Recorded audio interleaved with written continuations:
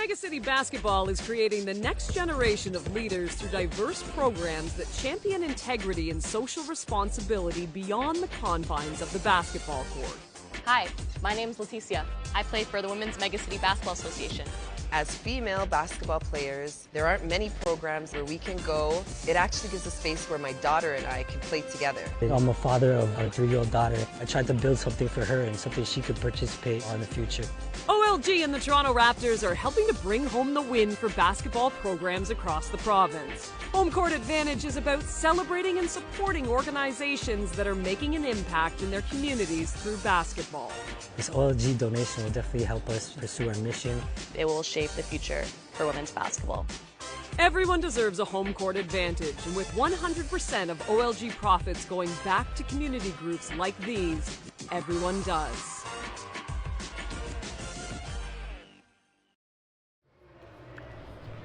Hello folks, welcome to week 3 of WMBA action. Apologies, week 4, yes. So, there was no recording for week 3. I wasn't available to do the recording, but we did have some fantastic basketball, as per usual, played on the court. As always on the mic, I am your play-by-play broadcaster, Julian Quintero Verano, and we have our first match of today's slate, the week 4 slate, between No Name and Free Minds. This is a really interesting team on both ends to play, especially seeing where they ended up last week. Free Minds went into the half leading against Powerpuff Girls last week, ended up losing the match pretty significantly, as we have a player who has taken a tumble. And we will cut away from that. We will be right back, where we continue intros, as it seems like it was not that great. We'll be right back.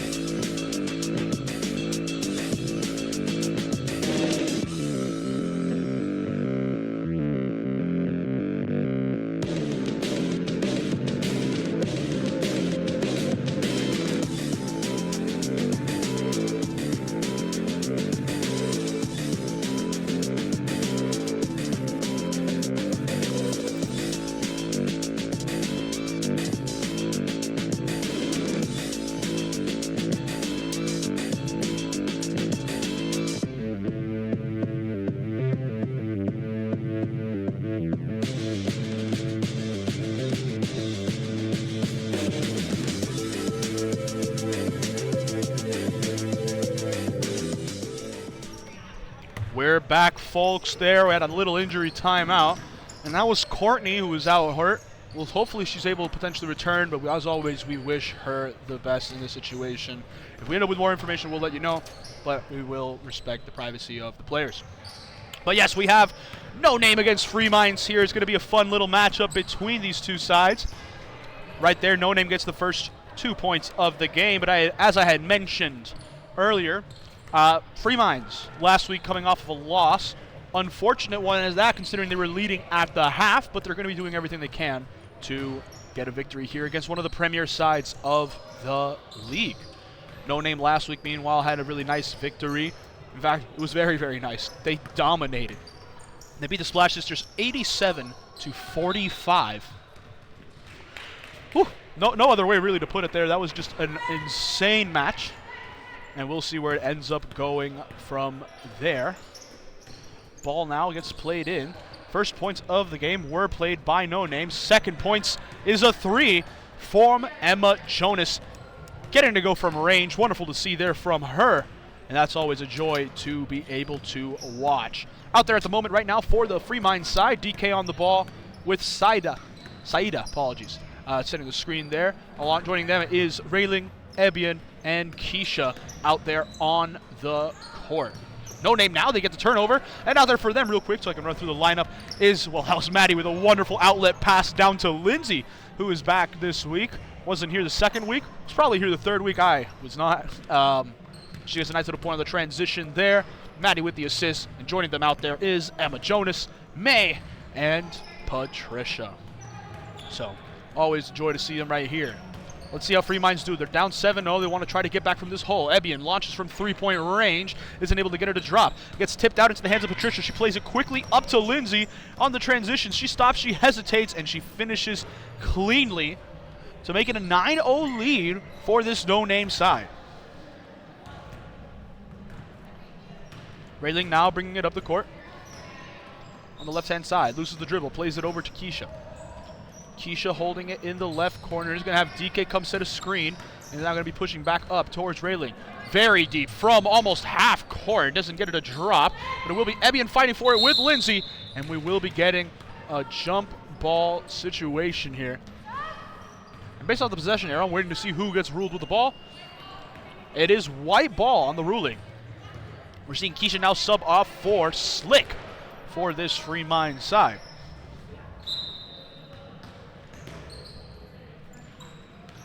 Saida plays it now over to DK. DK pulls up after one dribble from three. It's being a bit high on the rim, bounced out, ends up in the hands of Lindsay. Lindsay, quick transition over to Patricia. She's able to finalize there at the rim, and that makes it an 11-0 lead for the No Name side. They've been balling out really, really early here, and let's see if they're continuing able to put the hammer down on this Free Minds team. Rayling plays it over to Slick here in the corner.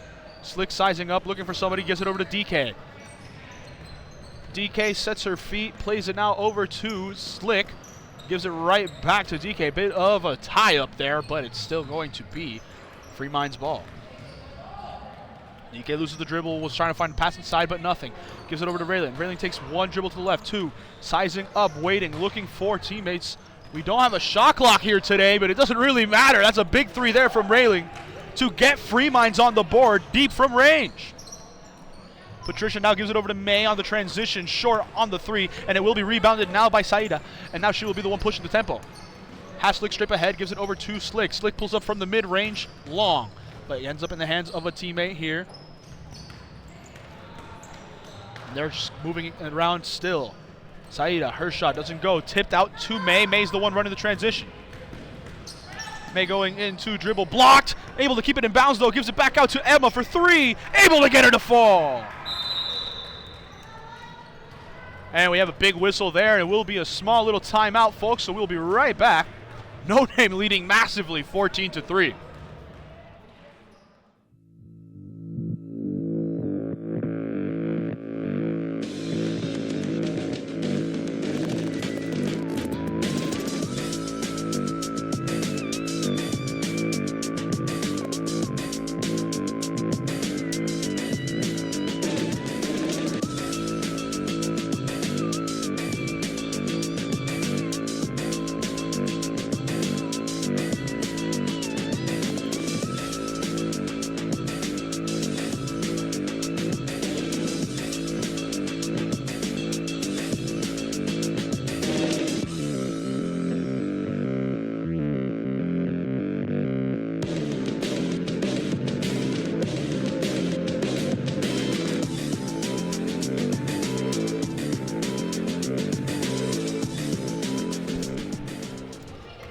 And we're back here, folks. It will be DK bringing it up here for Free Minds. They needed a timeout to figure out what they're going to be doing following this quick onslaught early on from the Free Minds side.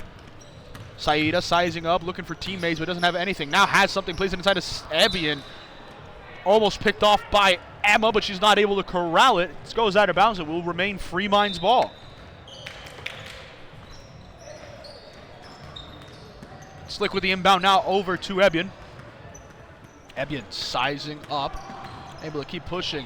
Hezzy one way, goes the other, nothing, and it will be Slick who picks it up. Slick goes up with it, nothing there. Rebounded now by Becky. Becky gives it out to Lindsay. Lindsay able to run the transition here with Sarah. She's going in, tries playing a bounce pass across, and it ends up bouncing off of a Free Minds player. Bounces off of Rayling there, and it will be Free Minds on defense still. Now they get to slow it down, the tempo, and set up here in the half court.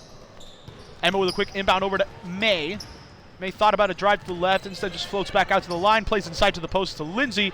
Lindsay isn't able to put her usual shimmy into the basket. Saida tries playing it inside, picked off by Lindsay. Wonderful court vision from her. Now she's going to be the one running, looking for teammates all around. Plays a no-look over to May, and she's the one that's able to finish there, making it 16-3.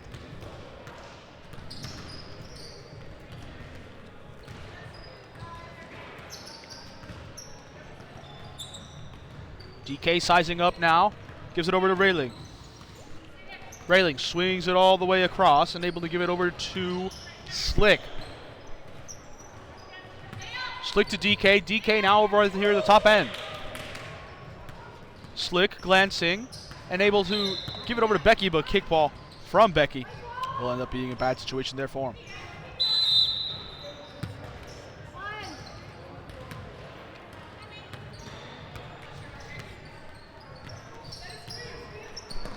Played from 3 now for Ebia, not able to get her to go. It will be rebounded now by Emma. Emma bringing it up now, quick dribble, plays it out to 3 for Sarah, not able to get her to fall. Last played off a DK member, last off of DK, a member of the Free Mind side, will be subbing off now for Emily. No Name remains on possession here, they're going to be fighting for it. Quick inbound over to Lindsay. She's able to crash inside and able to get that finish in to make it 18-3 here between these two teams. No Name coming out flying, screeching early on. And Freemind's not able to get a single point apart from that deep range 3 from Rayleigh. Ebia now swings it once again to Saida. Saida gives it over to Rayling. She already hit 1 from this range earlier. It's just a bit too long this time. Slick not able to hold it on. Now it will be No Name pushing up. Emma beats Rayling with a tar dribble inside and a quick, hard finish at the hoop there to make it 20-3. And look, we have 13:55 remaining in this game, but it's already a 17-point lead and one where Free Minds have only scored 3 points. It's not looking pretty. Saida gives it over to Slick. Slick glances around, decides to launch it from 3-point range, able to get her to fall. And if Free Minds want to get back in this game, they're going to need some more opportunities like that. Emma with a very, very fast swing over to May in the transition. Ends up being short on the rim, bounces out, and it will become Free Minds' ball. It's No Name throw away. A possession early on in the shot clock.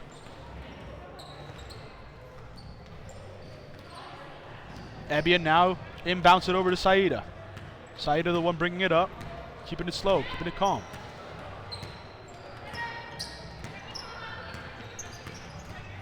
Attempting to size up, now gives it over to Emily.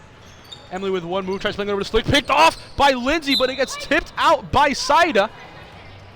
And after it gets tipped out by Saida, it seems to have bounced off the foot of Emma Jonas, and it will be, according to the referees, Free Minds ball here once again in the possession. Rayling now plays it over to Emily. Emily pauses, now gives it back over to Rayling, able to get it on a curl. Her floater doesn't end up dropping. Becky fighting for it with Emma, and it will be Emma who has it back over to Becky. A lot of high pressure there. And now it's going to be a 3-on-1. Lindsay finds May on the cut back inside, and No Name able to take advantage there. Free Minds decided to put a lot of pressure on Becky and Emma, but they were able to get out of that situation. And when you're playing 3-on-1 on defense, it's never ideal. Ebia now sizes up, launches from 3-point range, isn't able to get her to fall. Will be rebounded by Emma. Emma looking around, ends up putting it quick over to May. May glances up for the pass, forgets where the ball was, but able to keep it going. Gives it now over to Sarah. Hers goes long, and it gets rebounded now by Slick. Slick gives it over to Saida, who gives it now over to Rayling. Rayling continues the moving of the ball. Ends up in the corner for Ebia, and Ebia to Slick. Slick back over to Rayling. Little spin move as it drives in on Emma Jonas. It ends up being a long bounce on the rim. Becky with the rebound, plays it quickly in the transition to May. May pauses, hesitates, gives it over to Lindsay, but there's a loose ball there. Slick able to keep it in bounds. Rayling still has it here. His hands all over the place, but it ends up in the hands of Slick there to finalize. And it's a big steal there for Free Minds as they're going to continue pushing forward here. Slick step back from 3. It's just long. No dice, no go, and it will be No Name. We're seeing some substitutions now here from both sides.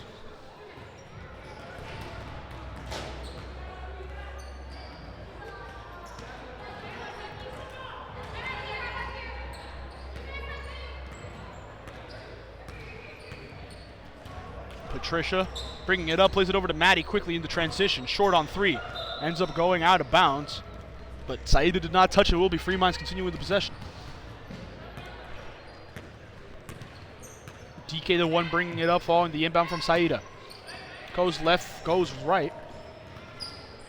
Now continues pushing, gives it over to Keisha, who had just had a screen, but now it's going to be at the top of the key. Keisha steps back, launches from 3, short, ends up in the hands for Lindsay. She's yelling, go, go, go. Launches like a quarterback, but just like a lot of quarterbacks yesterday on Sunday, overthrowing the receiver there. No dice in that play, but it will be Free Minds taking advantage once again, getting the possession once more. DK driving in, Patricia putting pressure. DK pushes back. Thought about the screen from Slick, and since pauses, hesitates, gets it back to top at Slick. Slick, Lindsay reaching in, putting pressure on Slick. Bounce pass over to DK, not able to corral it, and it will be No Name taking possession there following the turnover. Maddie, quick pass now over to Sarah. Sarah drives over to the right-hand side, flips it over to Becky. Becky takes it baseline, goes underhanded, but ends up hitting the backboard. No dice. Rebounded by Lindsay, though. Lindsay able to hold on. Gets it back out to Sarah. Launches from 3. Enormous for No Name. They seem to have slowed down the scoring just a tad, but they were able to get it going there, which is wonderful to see for them.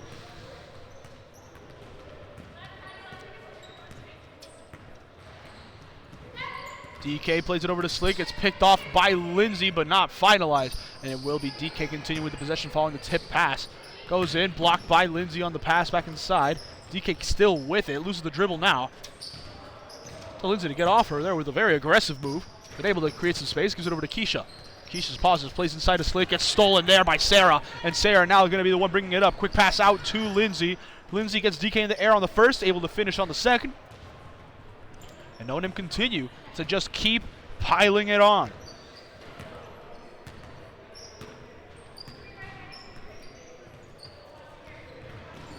DK calls for Saida to come and flare. Ends up playing it out over a short corner on the left-hand side of Emily. Emily pushing right. There's a switch there from Becky on defense. As the ball keeps going, Saida launches from 3-point range. Nothing. Slick with the rebound, though. Has Patricia putting pressure from behind, and now Patricia has it. It's a 2v1. She has Lindsay on the trail. Gives it back over to Lindsay. A little bit dirty on the handoff. Lindsay not able to get it on the first. Lindsay not able to get it on the second. And the rebound not able to be won by No Name. Slick the one that hustled back. Able to keep it. Drives in on Becky. Tough finish straight to the hoop there. And Free Minds able to get some points on the board.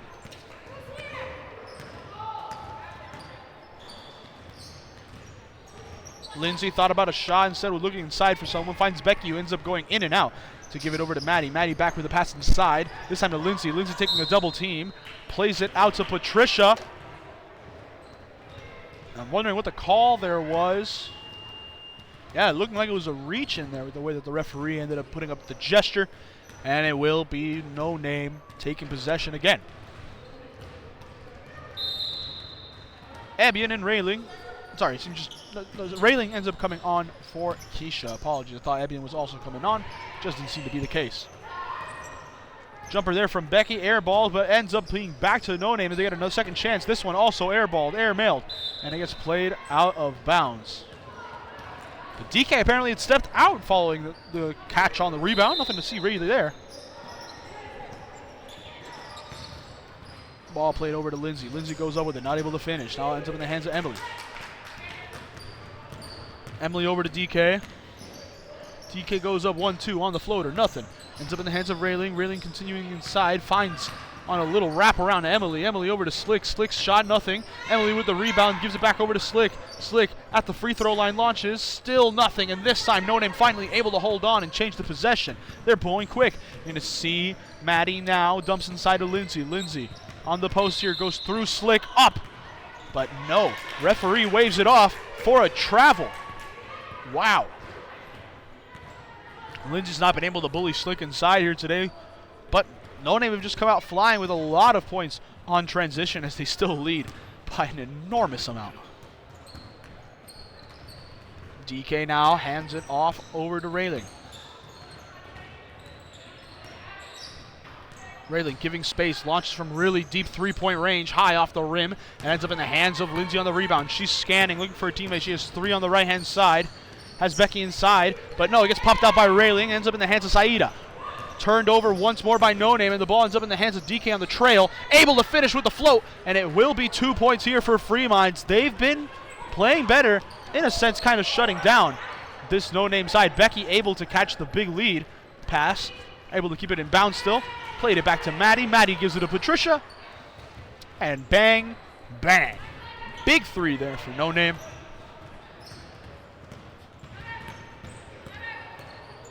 Raylan looking for a teammate, ends up giving it over to Slick. Slick going right, steps left, pulls up, heavily contested in the mouth of Lindsay Shopple. Are you kidding me? A very crazy three-point opportunity there, straight into the face of the defender, and she finishes it without it even grazing the rim. No Name once again not able to get it going in this possession. Lindsay putting pressure up, but it will remain Free Minds ball. No! Referees rule based off possession arrow that it will be No Name taking possession there following the play. Lindsay and Sarah both sub out. Let's see how this No Name team responds as they're putting on pressure. The inbound quick to Emma. She launches on the turnaround from three and says, if y'all got three one way, we'll get three the other way. And in fact, it was actually a two. I thought it was, but ref says foot on the line. No Name still leads now. It's 32-13.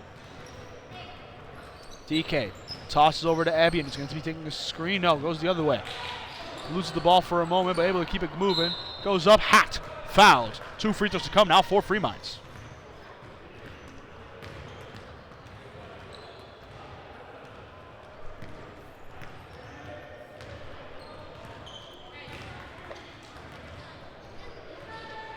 First free throw here for Ebian ends up falling. Second one ends up going long, not able to fall. May picks up the board. Looking for a teammate, gets picked off. No. See, I thought it was going to Becky. It got picked off, but it was by her own teammate, Patricia, which is all right. Ends up being swung around over to Emma, and she's the one able to finish from three. This time she made sure all 10 toes were behind that arc, and that was 3 points instead of 2 for this no-name team.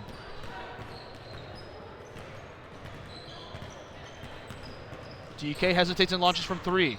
Long on the opportunity, rebounded by Becky, who ends up giving it out to May. May has Emma cross court. Patricia immediately to her left, gives it over to Patricia. She launches her shot in, and that one's for three as well. It's really becoming an onslaught now. The buckets are dropping for No Name. And Free Minds just have to hold on for the ride, it feels like. DK goes in with a half spin, pauses for a moment, plays it over to Railing. Wonderful vision that was, but Railing not able to finish it there. Emma on the rebound, bringing it up quick for this no-name team. Gives it over to May. She's not able to corral it. And it goes out of bounds, and it will become Free Minds ball. DK subbing out now for Emily.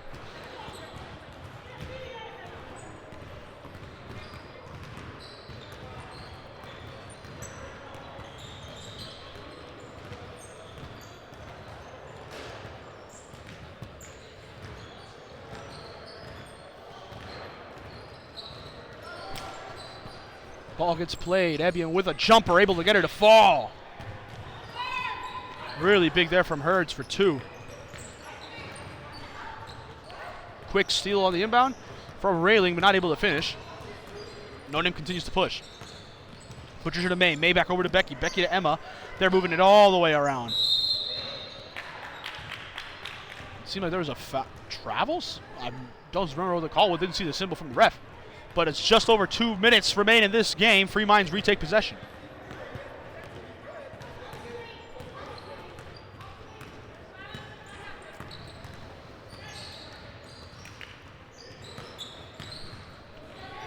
Saida goes up, gets fouled, and one!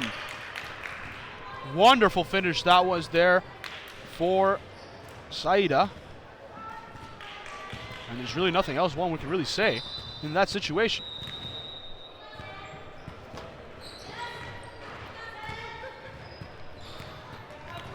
Converted the N one and the free throw makes 38-19. May there with a quick handoff over to Maddie. Maddie goes up on the jumper from midi, able to get her to fall from the free throw line. Ends up making it 40-19. Which is obviously big. It's obviously massive. Always a joy to see. Transition swirls around. Free Minds were able to get 2 points. No Name says, let's answer back and get 2 of our own. 42-21.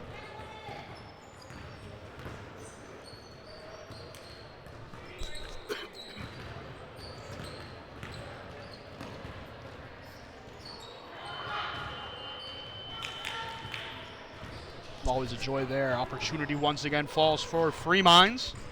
They're able to get it. Very interesting to see. Railing has it, goes up. Nothing. Thought Railing ended up having it there, but she didn't. No Name able to maintain possession, and they end up getting 2 points there again. They're going back and forth now, trading on these drives. 15 seconds remain. Railing looking around for a teammate. Ends up giving it over to Ebian. Ebian setting up on the left corner. Fades away. Nothing. Rebounded by Emma, and she might hold on here for the end of the clock. Are they going to push for some points before the half ends? Emma, quick over to Emma. She launched from 3. May launches from 3, and it doesn't end up dropping. 44-23, folks. Right here for No Name and Free Minds. We'll be right back with the second half.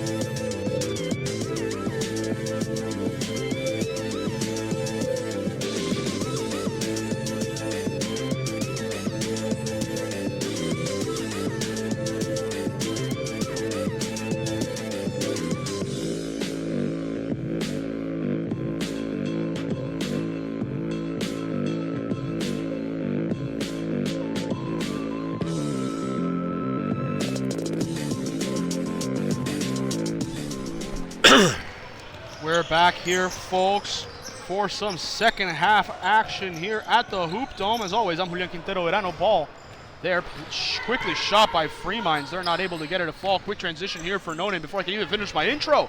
And it's 2 points here for No Name. 46-23 here, and I'm joined on the mic, as always, by my dear friend Drewski. How you doing, Drew? I'm back, everybody. Come on. How you doing, SA? How you doing, I'm amigo? doing good. I'm doing good. I'm doing well. Got some nice basketball so far here. Obviously, 3 more games here on the slate. Keisha glancing around, finds Emily inside. Quick pass out to Slick. Nice. Able to get that one to fall there. No Name trying to continue to mount this. It's only a 21-point gap. It's not exactly fully out of the realm of possibility. I'm wondering what the situation was by the referee. I thought I heard a whistle. Probably wasn't another game. I think everybody was thinking for a travel call, but there was nothing there. No Name maintaining with the ball. Gets played over to Patricia. She goes in through contact. And it's called a shooting foul. 2 free throws to come. And you can tell that this Free Minds team is just not too pleased. I was quite confused too. I'm thinking that was a travel as well, but you know, sometimes the ref calls things that you think would make sense, but it doesn't. But welcome to basketball, folks. I think everybody was confused because there was a whistle called around that time. Everyone stopped thinking, was it a travel? Was it not? The referees were like, play on. Fair play over to No Name, by the way, for essentially making sure to continue on that play, but it just didn't seem like it was going in their manner there. It was very confusing. And now they missed both free throws, which I guess you can say ball doesn't lie, but they ended up getting the rebound from it, hit a massive 3 there, and now they lead by 25. I think right now with this team, in order for you to stop No Name, number one, it seems like they're beating them good on man-to-man. So what's going to happen is you got to get into a zone now. You have to do a 2-3 zone or a 3-2 zone so you can save your energy for your offensive plays. Because right now they're getting killed man-to-man right now. Yeah, it seems to be that way. Another turnover there. Emma trying to get a quick ball in the transition. You can see she's frustrated with herself there. Team says don't beat yourself up on it. No Name not able to capitalize on the transition. We'll see what they do. But yeah, one thing I'd really like to see primarily for Fremines on the offensive play, try to set up some more screens, some more movement off the ball. You end up seeing some standing still. No one's making any cuts to the back door. Sometimes you see it, but it's generally not been there. And hopefully they're able to do that. They're trying to play a lot of iso ball, and they have a lot of players who could do that, but you want to try to get those open looks instead of trying to create something on the isolation. Lindsay with a quick pass out in the transition over to Emma. She splashes home from 3. And No Name continue their onslaught from beyond the arc. It's 53-25. And I know that's really been them scoring on runs more than anything, but when the runs look like this, you know it's never pretty. Contact there. Lindsay went up and got the block, but it looked very painful for both sides. Either way, No Name able to have it. Ball played over to Lindsay. She's able to get it in the air on the first. Second chance doesn't end up dropping. And No Name now able to potentially get back on defense. Patricia, you guys getting the pick on Slick. Slick says nah. Launches from 3. Doesn't get her to fall though.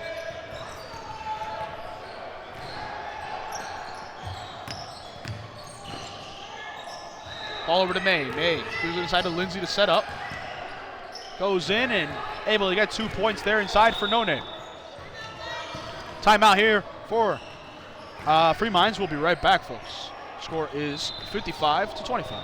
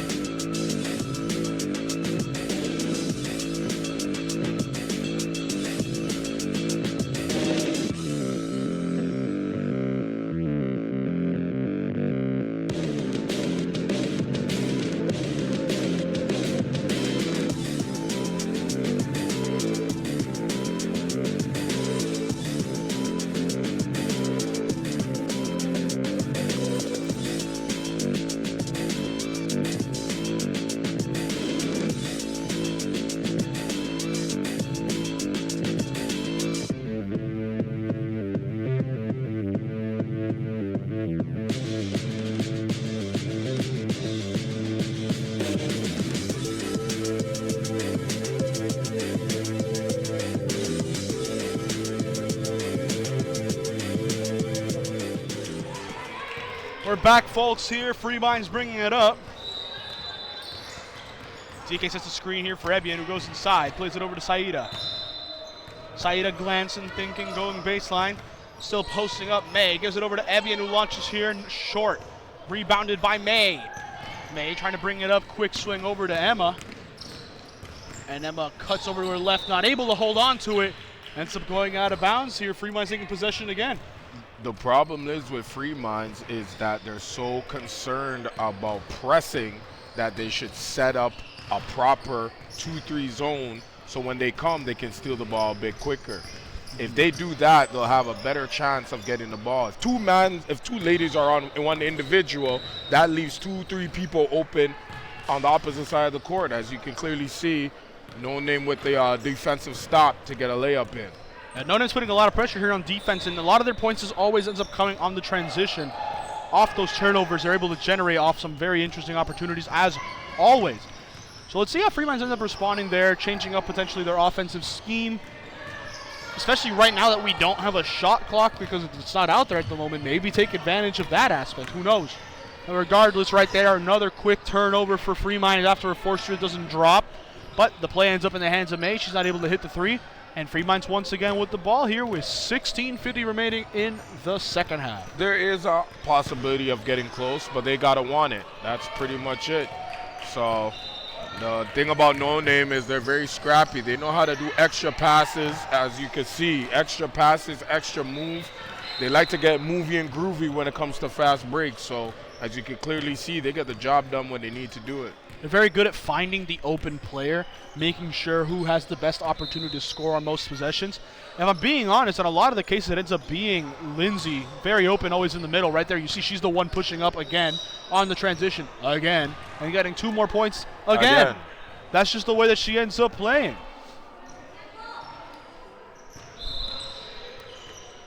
It's a team that knows how to operate their offense and their defense. No Name, they work as a team. They find out the weaknesses on each team and try to break it down to suit them. Their woman-to-woman defense is very good. They know how to help each other out, and it shows every single time in these possessions. And the one thing that's interesting about that you mentioned right there with No Name, the fact that they're able to learn together, they're able to push together, they're able to play together, is the fact that they've been playing with each other for quite a while. You know, this is only the 3rd season we're doing broadcasts here, but their roster has seen one significant addition this season in comparison to what they've had over the time that I'm here, and that is the addition of Becky, who is currently on the bench. Other than that, they end up running the same lineup almost every single year. It's almost always same ladies in and out, and they're always putting together. They always know who's good at what, who thrives in what scenario, and they always try to capitalize on the opportunities given to them. Meanwhile, you look at Fremont's, and Fremont's in comparison is the team with the least amount of preparation. Now, for those of you at home who don't understand what Fremont's is as a team, if you choose to sign up individually, you're not with a team specifically, but you want to play ball, you sign up to play on the Fremont's team. That's where most, if not all, the free agents end up getting placed here in the WMBA league every season. So if you've been keeping up with us every single season, the roster's different. And it just goes to show that's the largest issue. Fremont's usually by the end of the seasons, every single time, seem to be putting it together and whatnot. But early on, especially right now, week 4, largest issue really is lack of chemistry, lack of knowledge with the players around you. Right there, we had a couple back and forths all around, and it remains the same way it's been beforehand. No Name putting on all the pressure. Fremont's still not able to really do much. 2 points again for No Name inside, makes it 65-27, and it's really just been a blowout so far. They, from the beginning of the game, they knew the opportunity and seized the moments. You got to also shout out to their big ladies at the low post. They know how to not just get involved, but get others involved. Certain bigs, they just tend to just want to get the ball to themselves. They know about those extra passes and using those strengths to grab rebounds and score the bucket, and that's what matters. As you can clearly see, bigs help in so much ways. Right there on the rebound railing, a little bit slow to get up, but seems to be fine. There's No Name not able to finalize there with Emma. Deacon being the one breaking it up. But yeah, you brought up the point of passing inside with your bigs, and that's really been one of the key points. Obviously, when Lindsay plays, she's a very crucial big, able to do it both inside and outside. But one thing we can give a big shout out to is Becky. The way she plays inside, she receives a pass inside. Instead of trying to post up and put it immediately towards the hoop, she's looking to see, do I have a better look from 3? Do I have somebody out there? And that's really where this No Name team capitalizes, is they finalize their opportunities. Right there you see it all the way downtown. Young and Dundas at this point, considering we're up here at Downsview. Massive 3 there from No Name. Emma Jonas strikes. And we'll be having a timeout here now, Drew. Absolutely. I can't wait to see the ending result of what Fremont does. Hopefully they can at least rally back to get close, so we'll see what happens. One thing I can say as well, from rumors that I've heard, we'll see if it ends up being the case, but we will be getting jerseys next week. Maybe that uniformity ends up putting teams together. Who knows? You know, when you're all dripped out together, it sometimes puts a nice little result there. I agree with that. We're going to continue a short little timeout. We'll be right back, folks.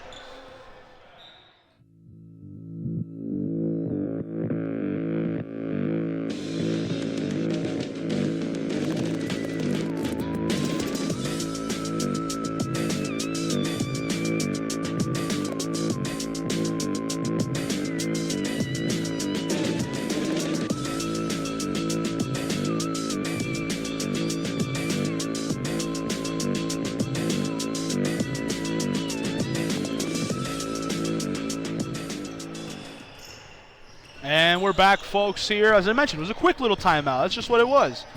Free Minds with the ball once more, following their, I believe, second timeout of the game. Keisha has it popped out of her hand. It gets picked up here by Lindsay. She's the one bringing it up. I think I heard a whistle. No, it wasn't. It was from another game here at the Hoop Dome. Lindsay plays it to Becky. Immediate swing out to Maddie. She launches from three. No. Ebian, the one fighting, ends up in the hands of Slick. And Free Minds walk away from that unscathed. Railing telling Saida, be sure to cut, be sure to cut. Instead, isn't able to get much there. Gives it back over to Ebian. Ebian launched from deep three-point range. Off the post, doesn't drop. Keisha the one hustling. Able to pick it up here. Now pushes over to the right, out of the corner, back into the corner. This time it's going to be in the short corner to Saida. Saida with a great incisive pass over to Rayleigh, but she's not able to finalize it. Gets the steal, though. Not able to hold on to the rebound was this no-name team, but now Rayleigh holds on to it. Gives it over to Saida. Saida over to Ebian. Ebian trying to size up Maddie. Has the screen from Slick. Loses the ball. And it's a double dribble there. Ebian trying to say they knocked it out of my hand. That's what it was, but I have to agree with the referees here. It seemed like a double dribble. It was through contact, but the ball wasn't forcibly popped out of her hand. It definitely was. She did double dribble in that moment. I think because she was so tight in between two people, it was hard to kind of see it. So I understand the delay, but Free Minds just have to do a better job of controlling the ball. Trying to go inside when there's three people on you is not really a good idea. So much space, you got to use those opportunities. For sure. No name on the transition here. May's little shot inside. I thought it was blocked, and it was, but there was two players challenging there. The second one, the one that ended up getting the foul. So 2 free throws to come for No Name. First one from May didn't drop. Second one does to make it 69-27. Railing pushing up now on the left-hand side. Gives it over to Saida. Saida over to May. May picks it off, though. She's the one bringing it up, having pressure put on her. Reached in there, and it was a foul on May, it seems, off of a travel being the call. Or it was just a defensive play. Yeah, it was just a defensive play from Saida before the shot really got started to force a half-court setup. May misses. Becky grabs the board, and it will be 2 free throws for Becky after she gets shot from her missed opportunity. It's very sticky situation right now. I just like how No Name controls the game from beginning to end. Like they're finding their spots. They're seeing what they need to do, making the adjustments. On that last possession over there, Free Minds knew that there was going to be an extra pass on the right side. They weren't quick and eager to do anything but steal that ball. So Free Minds already knew they had the ticket of getting it, and they're just on it. Yeah, but Free Minds not able to hold on there on that opportunity. Becky ended up getting one of the free throws. But now, once again, No Name on the transition. Free Minds not able to capitalize on their possession. Ball play to Becky. She's putting a lot of pressure inside. Isn't able to get the make, but ends up giving it over to Lindsay. Lindsay moves back out, ends up handing it over to May. May back over to Lindsay, who's going to drive straight to the hoop. Gives it over to Becky instead. Launches from three. Isn't able to get her to drop. Rebounded by Sarah. Plays it back out to May. She sets her feet. Swings over to Sarah. She launches from three.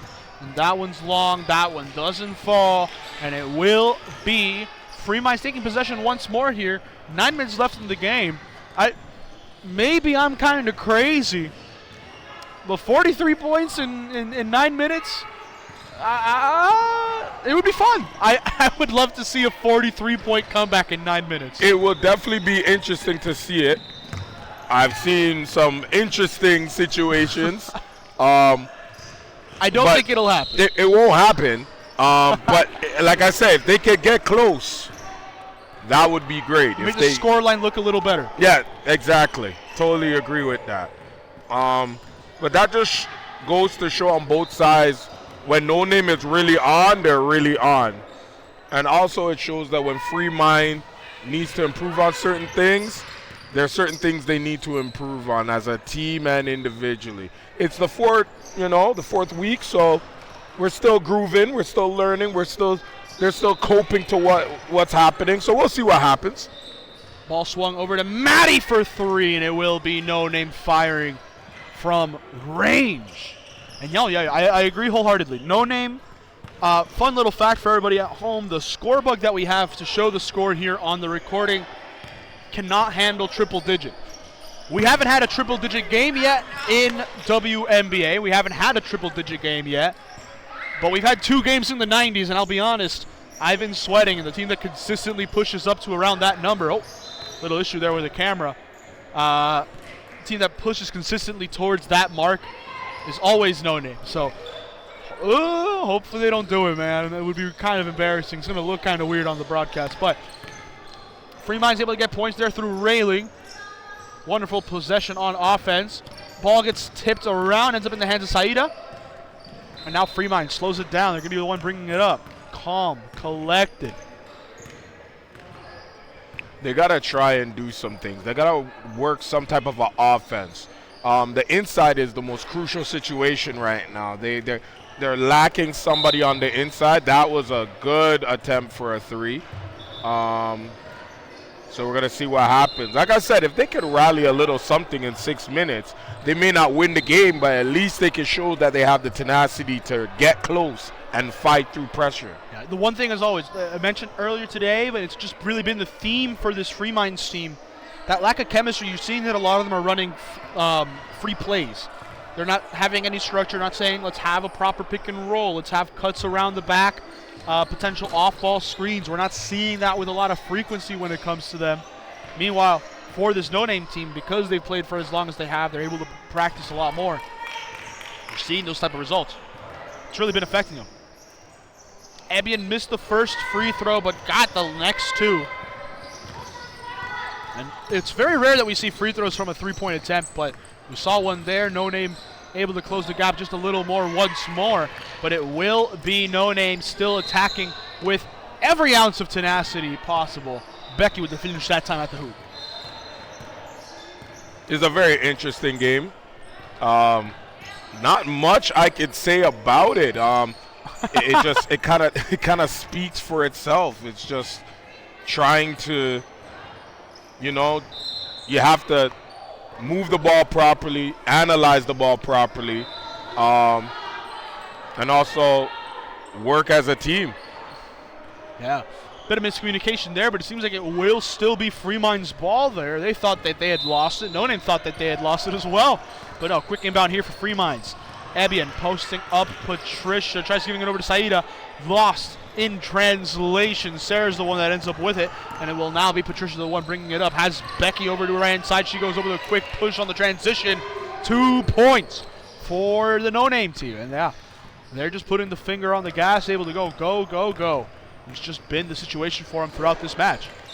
But the thing with No Name, it's not like they're just trying to beat them. Like, even in the process of beating them, they're actually trying different things. Like, you can see they're trying to, like, try different pass moves, like, do different concepts to see what will work. Not just for this team, but other teams as well. So it's not like they're just playing to play. They're playing to work on other things in certain situations, which I like about No Name. Yeah, I mean, we've had some of their players end up having to miss weeks. For example, I've seen... as mentioned, Lindsay Shotwell ended up missing a week. Emma Jonas there with a nice little finish there. But Lindsay missed a week already this season. She's a big part of their offense. Being able to, these moments right now, like when she's not on the court, know how you want to play for each season and whatnot, obviously is very, very massive. They force another turnover here. Emma with a quick pass over to Patricia. Patricia swings it over to Sarah. Sarah takes it baseline, tries playing it inside, but it's off of railing. And it will remain No Name ball. But no, to your point, they play different brands of offense. They play different brands of defense. They are trying to be comfortable in as many different systems as in there whenever they play, and it's really been showing off. Today they're playing a lot more how they usually play, where it's like, we're going, oh my! I couldn't even continue the analysis there. That was a brutal block out of nowhere by DK. And I know it's the fall time, but it's always time for a block party. Always got to put it out there. Always. Wonderful swat there from DK. You guys already know how I operate. It doesn't matter if it's January or December. I'm always down for a block party. Always down. Sadly, though, possession afterwards, the ball going out of bounds resulted in points for No Name. But it was still really nice blocked opportunity there. Freeminds now is trying to set up. 3 minutes left. Can they get some more points on the board before this one ends? Ebian sizing up Patricia, pulls up from 3. No. Rebounded now by Maddie. what's beautiful about No Name's defensive side, they don't just get the ball. One person boxes out while the next person gets the ball. That is very interesting. I love that. Like, they may not be in the position to grab the rebound, but if they can box somebody out so somebody else can grab the rebound, that just shows like the tenacity of the team. I love it. Yeah, they're putting in all the pressure that they can, and it's just wonderful to see for them. They hit another massive three there, and the pressure keeps going.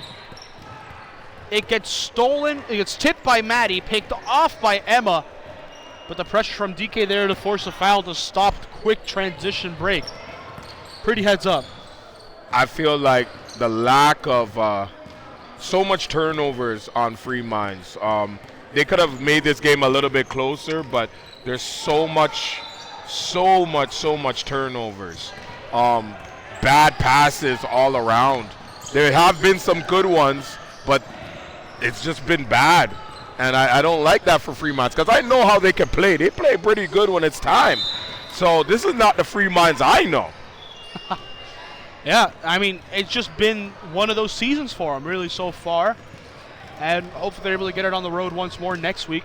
Actually, no, we won't have games next week due to Thanksgiving. Yes. So they have a nice little break here, rest, recoup, see what there is. Spend time with your family during the Thanksgiving weekend. And be back for week 5 of WMBA basketball. Emily takes it around the horn and able to finalize. No Name going into this little break that we end up having. And they're winning big. They put up 87 points last week against the Splash Sisters. This week, 88 against Free Minds. 1 minute remaining in this game. They could still put some more points on the board. I just want you to know in WNBA, anything past 85, that's free pizza for the stadium. I just want to put that out there. So really? It's free pizza. Really? So anybody that comes to WNBA. I have recordings of a bunch of games over 85. I haven't seen a single slice of pizza. I'll tell you. I really wish I'd have one. Alex over here, our cameraman, he's having a laugh. I know he wants pizza. I know everybody here wants pizza. Where's the pizza? You know, that's the real question that we have over here. Free Mind still trying to figure something here on offense. Nothing there. Becky with the steal, gives it quick to Patricia. Now they're the one running transition. But are they going to slow it down and just let the game end? I think they will. They stop here dribbling. Ref blows the whistle. Final score, 88-35. Just Yikes. when the clock ran out. Yikes, And No yikes, Name yikes. runs Free Minds out of the building. Massive win. Brutal loss for Free Minds here as they look to regroup next week, Drew. Well, I hope that after Thanksgiving, Free Minds gets back into the groove. Like I said, I always like Free Minds because they're very gritty. They're a very gritty team. So this is not Free Minds' game.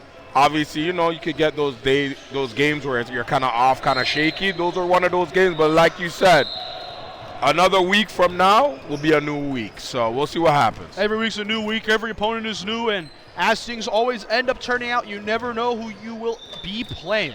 So that will be that. And we'll see how they do. Final score, once again, 89-35. We'll see you in a moment here as we're going to be having our full time here. And we have Bodega taking on Dynasty next.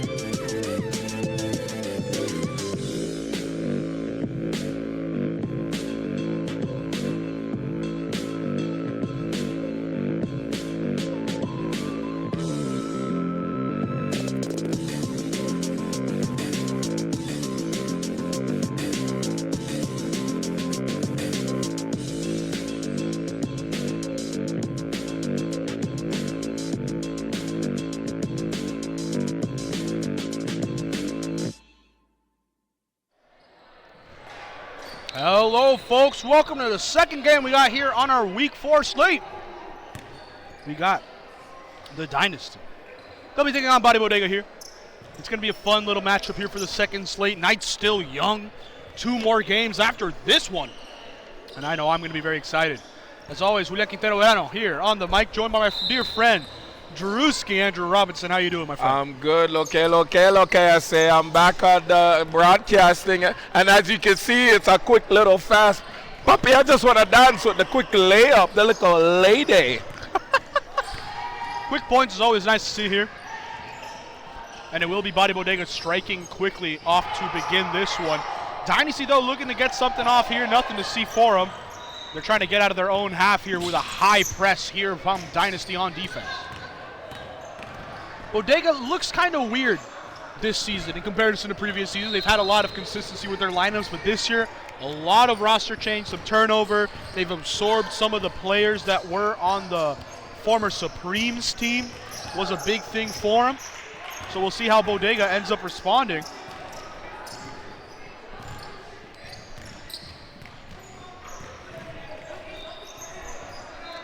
Janela for 3. Can't respond there from the 3 from Beast, by the way. But an and 1 there for Tamaya. Really gets going for Bodega. Out there at the moment for both these teams. Now that it's slowed down a bit, let's take a look at what these lineups are. You have Tamaya currently on the free throws. Joining her for this Bodega side is Adrian, Shara, Janela, and Rebecca Mensa. A lot from both these teams. They've definitely demonstrated a lot of talent. And as mentioned in the previous match that we had with Free Minds, the issue is going to be chemistry, trying to get used to one another, how they play and whatnot, but they've already started doing it a lot earlier this season. We'll see what they're able to do continuing on in this one. Meanwhile, out there for the Dynasty at the moment, we have Katie out there with Jalika, Minori, Beast, Amanda Davidson, and lastly out there is Valerie. Dynasty fighting there for the ball, ends up being in the hands of Minori as they force a turnover. Quick swing over to Jalika. And yeah, Dynasty, they hit a nice 3 earlier. They're going to be trying to continue putting that level of pressure. Ball keeps getting swung out, Jalika for 3. Her shot doesn't drop. We know what Jalika can do, especially from range. We'll see if we end up seeing that today. Like I said, something about Jalika that people don't fail to understand is that she looks like she's not bout it. But when she's bout it, she's bout it. Like, I agree. She's not just, it looks like, she lazy, she's just chilling. But no, she's reading the floor. She's checking to see if there's that extra pass, that extra go-to person to give the ball to. But when she wants to lace it, she'll lace a shot. And it'll be butter. Right there, Beast ends up getting the defender to bite on the first. Defender comes flying through, and Beast says, let me finish that opportunity. Quick little bucket there. And all 6 points for Dynasty so far have been courtesy of the Beast, Amanda Davidson. And here's the thing with Beast, along with Jalika, I love watching them play because they play a very similar yet very different brand of basketball. Why? Because Beast's very in your face about it. She will take opportunities in your face. She will drive at you. She likes having the ball in her hand to dominate those situations. Jalika, she'll chill back, stand in a corner, survey the field, pick out what you are doing wrong. And usually around halfway of the first half, second half, you see Jalika start making cuts, setting screens, getting open. And with the defense having bitten so much on Beast specifically in the first half, Beast's able to show off a part of her game, which is the nice little playmaking, able to get people open, find open looks, and Jalika cuts in, cuts out, appears in the corner, and like as you mentioned, when she's bout it, she's bout it. Sometimes when she's cold, it's a bit tough, it's a bit frustrating, you can see it for her, but when Jalika's hitting, especially from range, Dynasty are a very dangerous team. Beast got stuck there on a 2v1 on defense, great forced turnover from Bodega, and it's Shara with a quick little bucket at the hoop. 8-6 lead Bodega. I like the Dynasty Bodega matchup because they both bring like different dynamics to the table. The thing about Bodega, they may not have big bodies inside, but they will use their small people to grab rebounds. They don't care about how tall you are. They will go to the trenches. And you already know me. Yeah. Put on the hat, put on the boots, because it's trench time. Big bucket there for Body Bodega. Janela from three-point range to make it 11-8. But no, I fully agree with you. As mentioned, it is a different team that Bodega usually has. They usually end up, for example, Jessica, not on the team for this season. We haven't seen Kat. We haven't seen Hannah. We haven't seen Madame CEO, Big A-Train as I call her. She hasn't been here either. KK played for them big portion of last season. She's not able this season. A lot of it really obviously is scheduling, things of that nature, not being able to come out. Fully understandable. But Bodega's running a side that is almost brand new in comparison to what they've had in previous seasons. You know what they've been saying? They've come out, they've fought really hard in their matches. And that's always a joy to be able to see for them. For example, both these teams last week coming off a loss, and close ones at that, to some of the premier sides in the league. Bodega ended up losing their matchup 60-54 against Old But Cold, but we know that was a good fight. They were tied at the half. Meanwhile, Dynasty were trailing only by 2 at the half against La Familia, who we know is one of the better sides in this league as well. La Familia ended up pulling away and getting that win last week as well. So a lot can happen here for both these teams this season. Sure, we're seeing a lot of familiar faces. We're seeing some new faces, for example, like Minori, Janela, both new to these teams. Rebecca Mensah was on the Supremes last season. She's on the Bodega side this year. A lot of changing, a lot of things that we can be seeing from these teams. But the one thing that's funny enough, even with all the roster changes, the teams always seem to keep the identity somehow. I don't think that I think there's only one player returning on this Bodega team from last year, being Tamaya.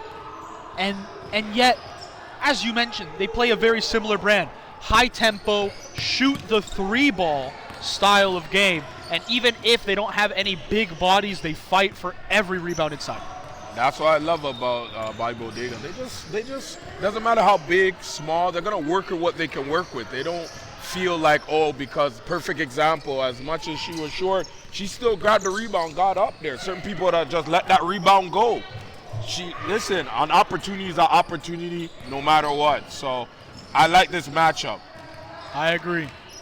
Right there, Dynasty not able to capitalize. They continue to find themselves in the hole here against Bodega, who have really just come at them high octane. And it's 2 more points here for Bodega. They lead by 9. Dynasty need to get something going and quick. They've turned the ball over on their last 3 possessions. Minori swings it over to Jalika. Gives it over to Valerie. Her shot, no go. Rebounded by Shara, and another wasted chance here by the Dynasty. I just love the little peekaboo, I see you. It was a beautiful, you see me? No, you don't. I'm on this side. Love it. It's wonderful to see. Rebecca trying to set up here on Minori. Her shot, no go. Rebounded by Katie. And now Dynasty. What do they do here? They have a chance on the transition. Katie goes up, able to get a nice little runner off the back of the glass and into the basket. Cutting the lead just a tad, and that's what you're going to be needing to see for this Dynasty team. They have some subs preparing on the sideline, which is always a joy to see.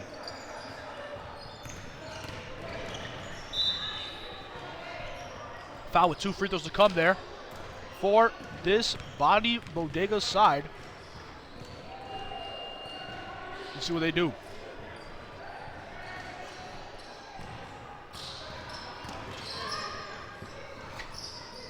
See, there's been a lot of misses here and there, but as you can see, the game is fairly close, which I like a lot.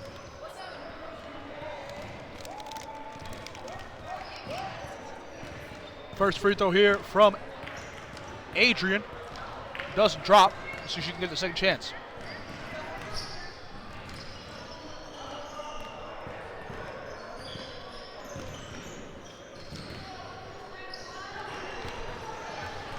And she does it right there.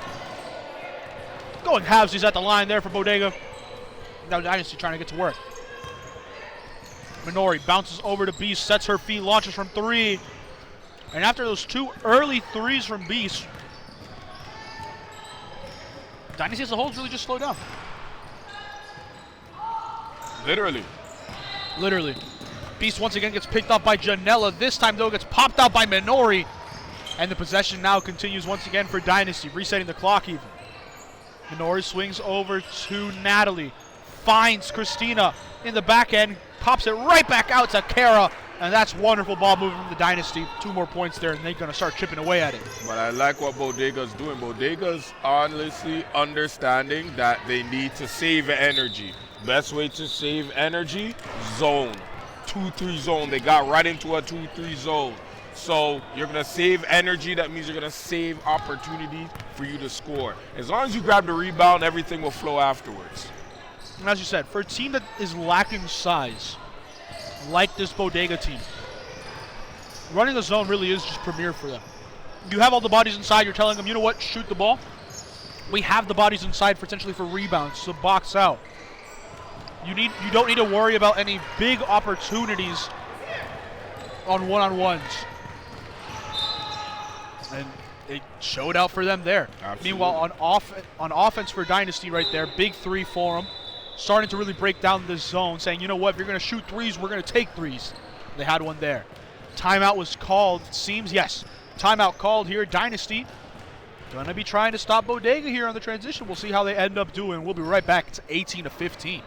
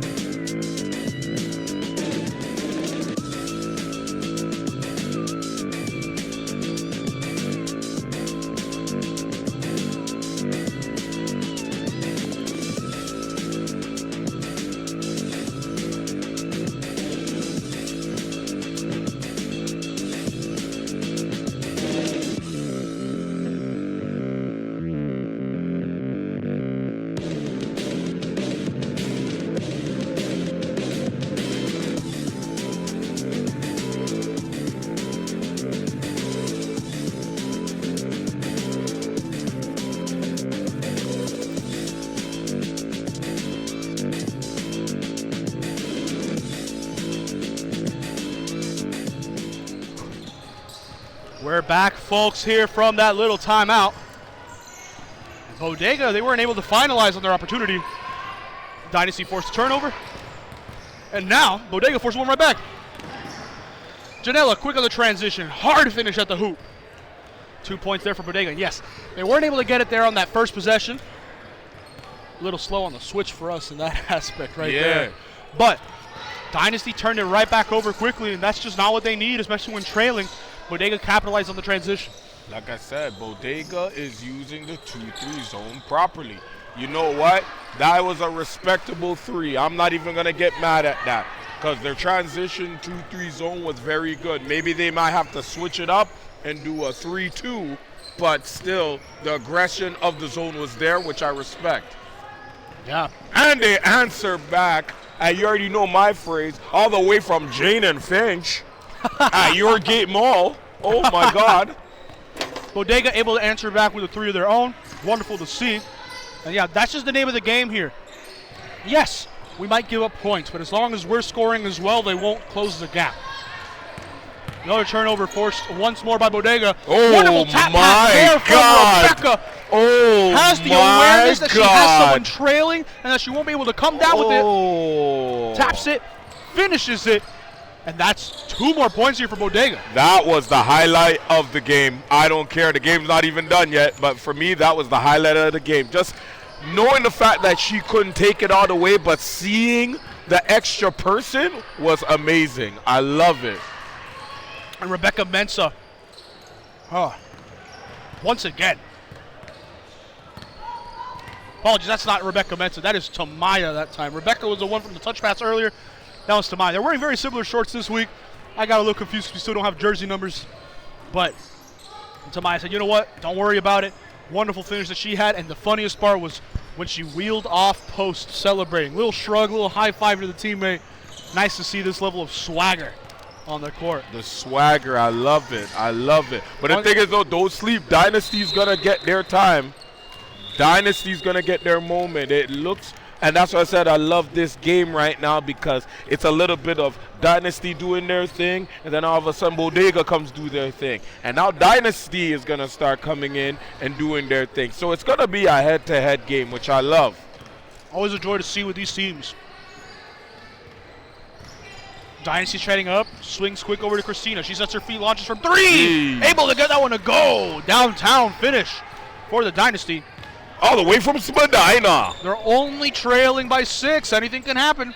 Jeanette now over to Janela. Does she answer back with one of her own? Bank just isn't open there. Make sure you don't get your Tangerine account shut down. Oh, my goodness. Now Dynasty setting up again. Jalika taking it straight to the hole. Splits defenders in the middle. Little float opportunity. Nothing. Jalika second chance. That time gets fouled. Adrian cannot believe the call from the referee. Bodega very surprised there. And you know what? Maybe it's the fact of where we're seated, where we're situated. I didn't see where the foul was there. It was an iffy situation. I don't think it was a foul, but the ref calls it, so they know better. Who knows? Who knows? Jalika first free throw doesn't fall. Let's see if she splits it here at the charity stripe. Gets to the fall. And now it's 27-22, 5-point game. Gannett has it in and out on Kara, flips back over to Tamaya.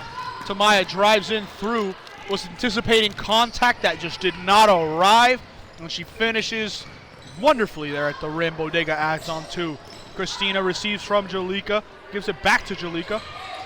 Now they're playing a 1-2 game here. It goes back to Christina. She swings to Kara. Kara finds Jalika again. She launches from 3. Gets it a fall. And that one's all the way from Kipling Station. Ole, I told you when it's time. When she's about it, guys. She's about it. She's about it. And that was a deep 3.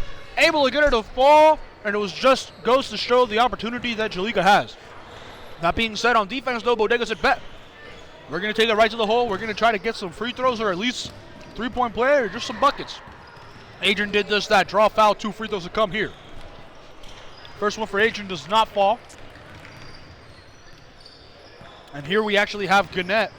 She's all the way back guarding Jalika. I'm telling you. It's to avoid the home run ball. We know that Dynasty does not mind playing the home run ball. And look at that. They end up getting the ball. They missed both free throws, but the ball gets swung out to Tamaya. Tamaya finds Janella, and that is a big splash from big downtown opportunities. All the way from Warden Station. Get your beef patty, folks, because that was a Warden Station shot. And in the words of Chris Smoove, they need a timeout. Splash from range. We'll be right back, folks.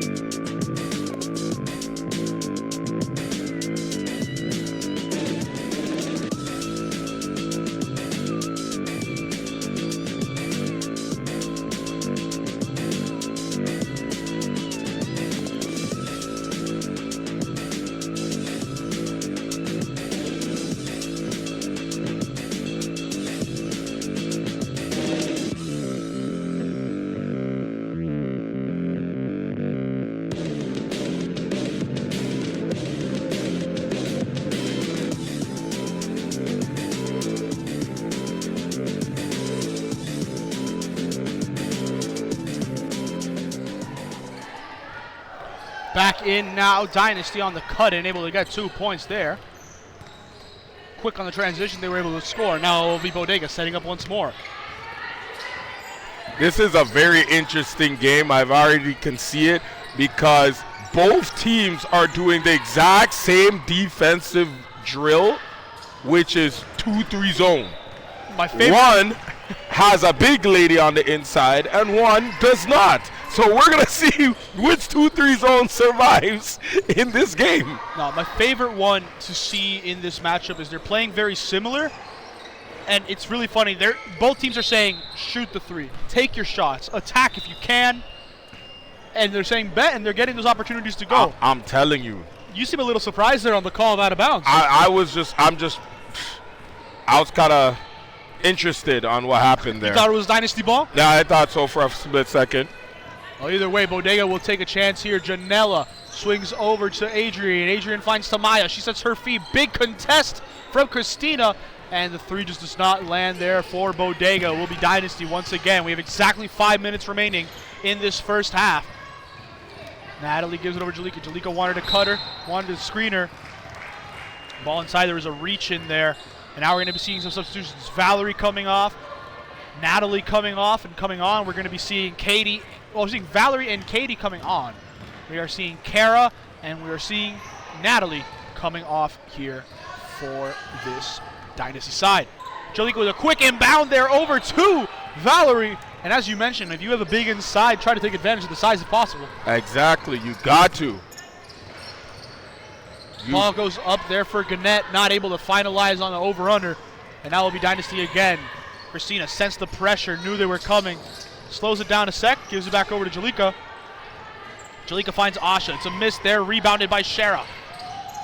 Shara ends up giving it over to Adrian. They're going to be Bodega bringing it up here against Dynasty. Janella sets her feet, launches from range. This time it doesn't land. Adrian gathers the dribble, isn't able to get the make, but keeps possession. It gets moved around again in the hands of Janella. That one goes out of bounds. And Bodega had 2 big threes, a nice attack there at the hoop. All I heard from that is that three, just a whole leap of breeze. Who opened the window? There's a breeze out there. Just the way it turns out sometimes. But yeah, we'll see how they answer. On defense, Jalika gives it in. Asha able to have it.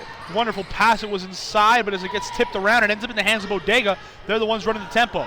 Rebecca bringing it up, has Janella in the corner, has Gannett also in the corner. They're just moving it around. Janella open from 3, high off the rim. It bounces around and it drops.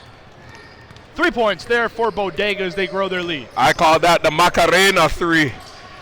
It hit the top, the side, the waist, and went straight to the bottom. Hey, Macarena. Dynasty not able to take advantage there on that push. Gannett's going to be the one bringing it in. Gathers around, finds Shara. She's open short corner, but not able to get it the same lucky bounce there as Janella had on the previous play. Jalika home run ball over to Katie. Has contact, but no call from the referee. It goes out of bounds, but the referees say it was off of Tamaya. Tamaya is a bit surprised off that call. I'm very surprised myself. That was actually Bodega's ball. Seems to be some interesting calls here so far, but hey, I'm here for entertainment purposes, and I'm being very entertained. Beast, wonderful mid-range pull-up there to make it a 4-point game. Yeah, that was off. That threw me off. To be honest, that was actually off of Dynasty. It rolled off the jersey of Dynasty, so that should have been Bodega's ball, but hey, I don't wear the uniform. Hey, being a referee is hard, man. I'll be real. Being a referee is hard, and I have bad eyesight. We'll be right back here. We have 2 minutes remaining in this game, folks. You don't want to turn away. We have 2 minutes left in this half, apologies. In fact, actually, they just blew the whistle. We're just going to sit here. I'm not even going to cut away. We're just going to keep it right here. Yeah, we might as well just have conversation. Might as well. There's 2 minutes, 9 seconds left here. 4-point game. Dynasty just made a wonderful shot there. They're going to be setting up on defense. What do you think they should be doing here towards the end of this half? Man, it's kind of hard to say, to be honest with you, because both teams are doing exactly what they need to do. Doing 2-3 zone and saving their energy for the offense. And I don't know. Like I said, this is the battle of the zone right now. We're just gonna figure out and see who's strong on who's going to actually take 2-3 to the next level. We'll see how it ends up turning out for them. Bodega here getting ready to set up.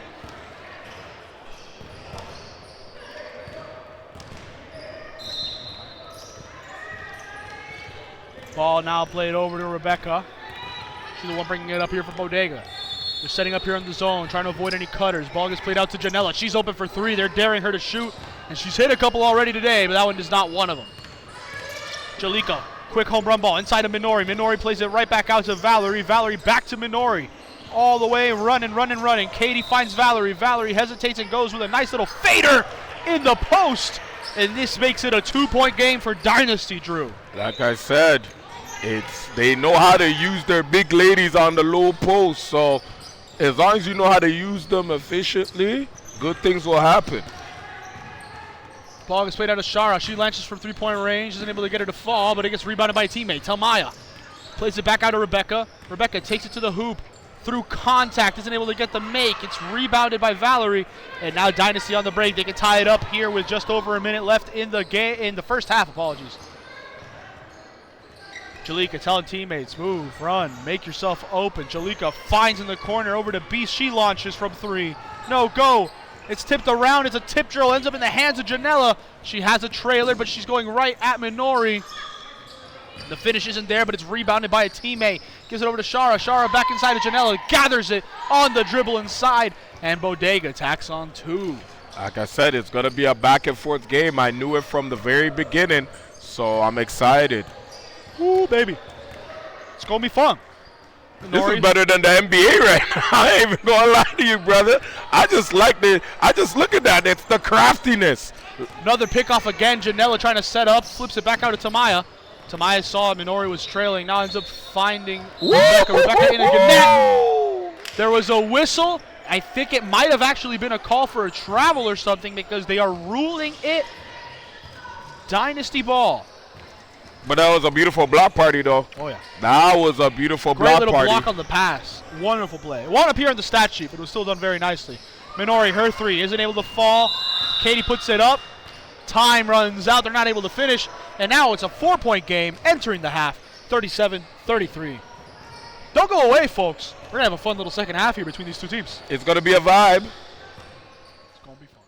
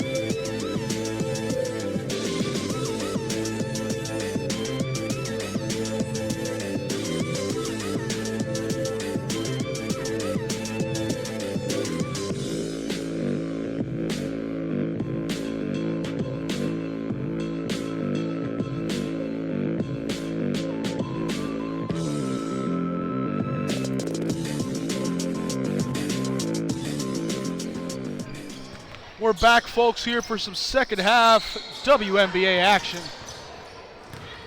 between the Bodega and the Dynasty here. And right there, they're fighting for it. The Dynasty continue with the ball here. They're the ones that started off here in the second half with it. Ball played to Beast, launched from three. Isn't able to get that one to fall. Rebounded, though, by Natalie. And she's just not able to hold on to it on the pass inside. Janella picks it up from her.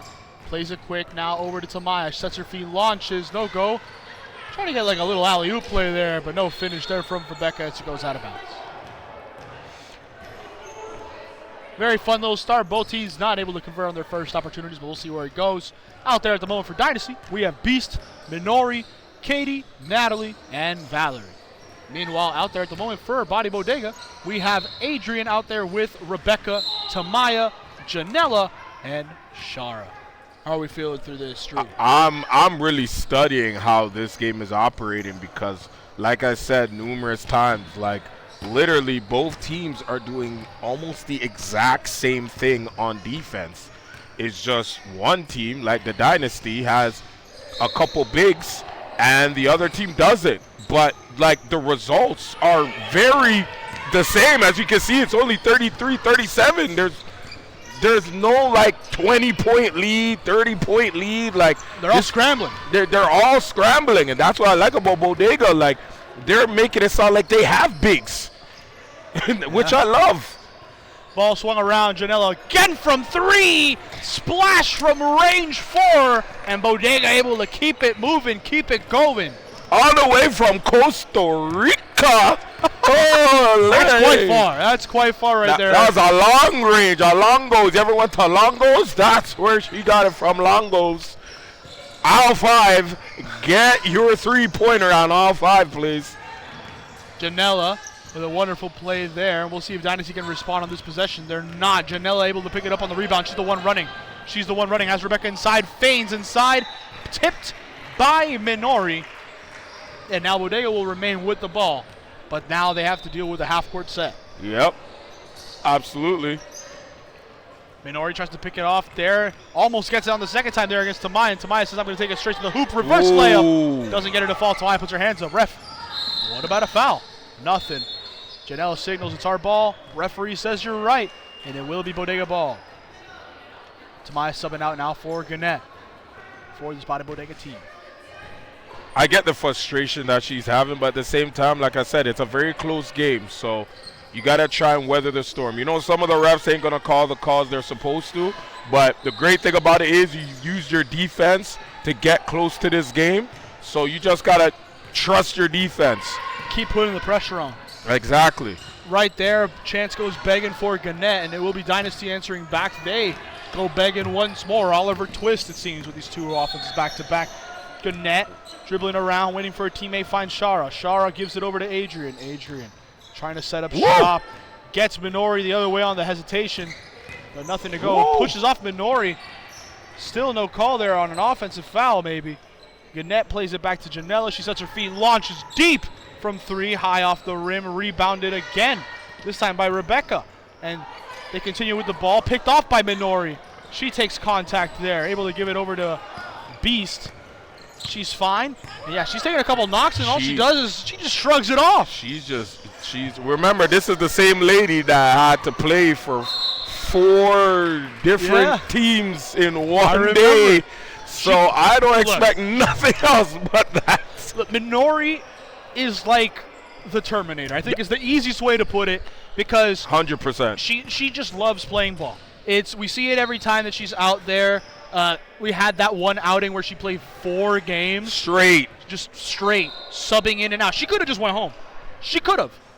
I remember I commuted back with her afterwards, because you know, when you're commuting downtown, you're all going in the same direction, you know. And I was like, "You good?" She's like, "I'm tired, but I'm feeling good." I'm like, "Damn!" It was very impressive. And you can throw on top of that 2 big hits that she took, and now that big 3 she just hit. And it just goes to show the tenacity that Minori brings, especially to the Dynasty this season.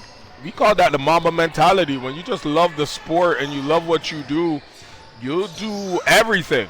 Everything. Like, it was amazing to see she doing what she's doing. Like, being on 4 teams. And she's played the same level of defense. That was the crazy part. She never gave up. She never said, you know, I'm tired. Y'all can run this. She's like, nah, I'm in the trenches. I got the boots on. I ain't taking them off. So it's just the way it kudos goes. to her. Dynasty do give up a big 3 there, though. And now they're going to be trying to set up a shop again on this attack. Nothing. It gets popped out by Katie, but the referees call a foul against Adrian there for the contact. Sorry, foul on Adrian from Katie. And now we're seeing Minori sub out along with Katie. And Natalie subbing out as well. Christina, Jalika, and Asha be the ones coming on here for this Dynasty team.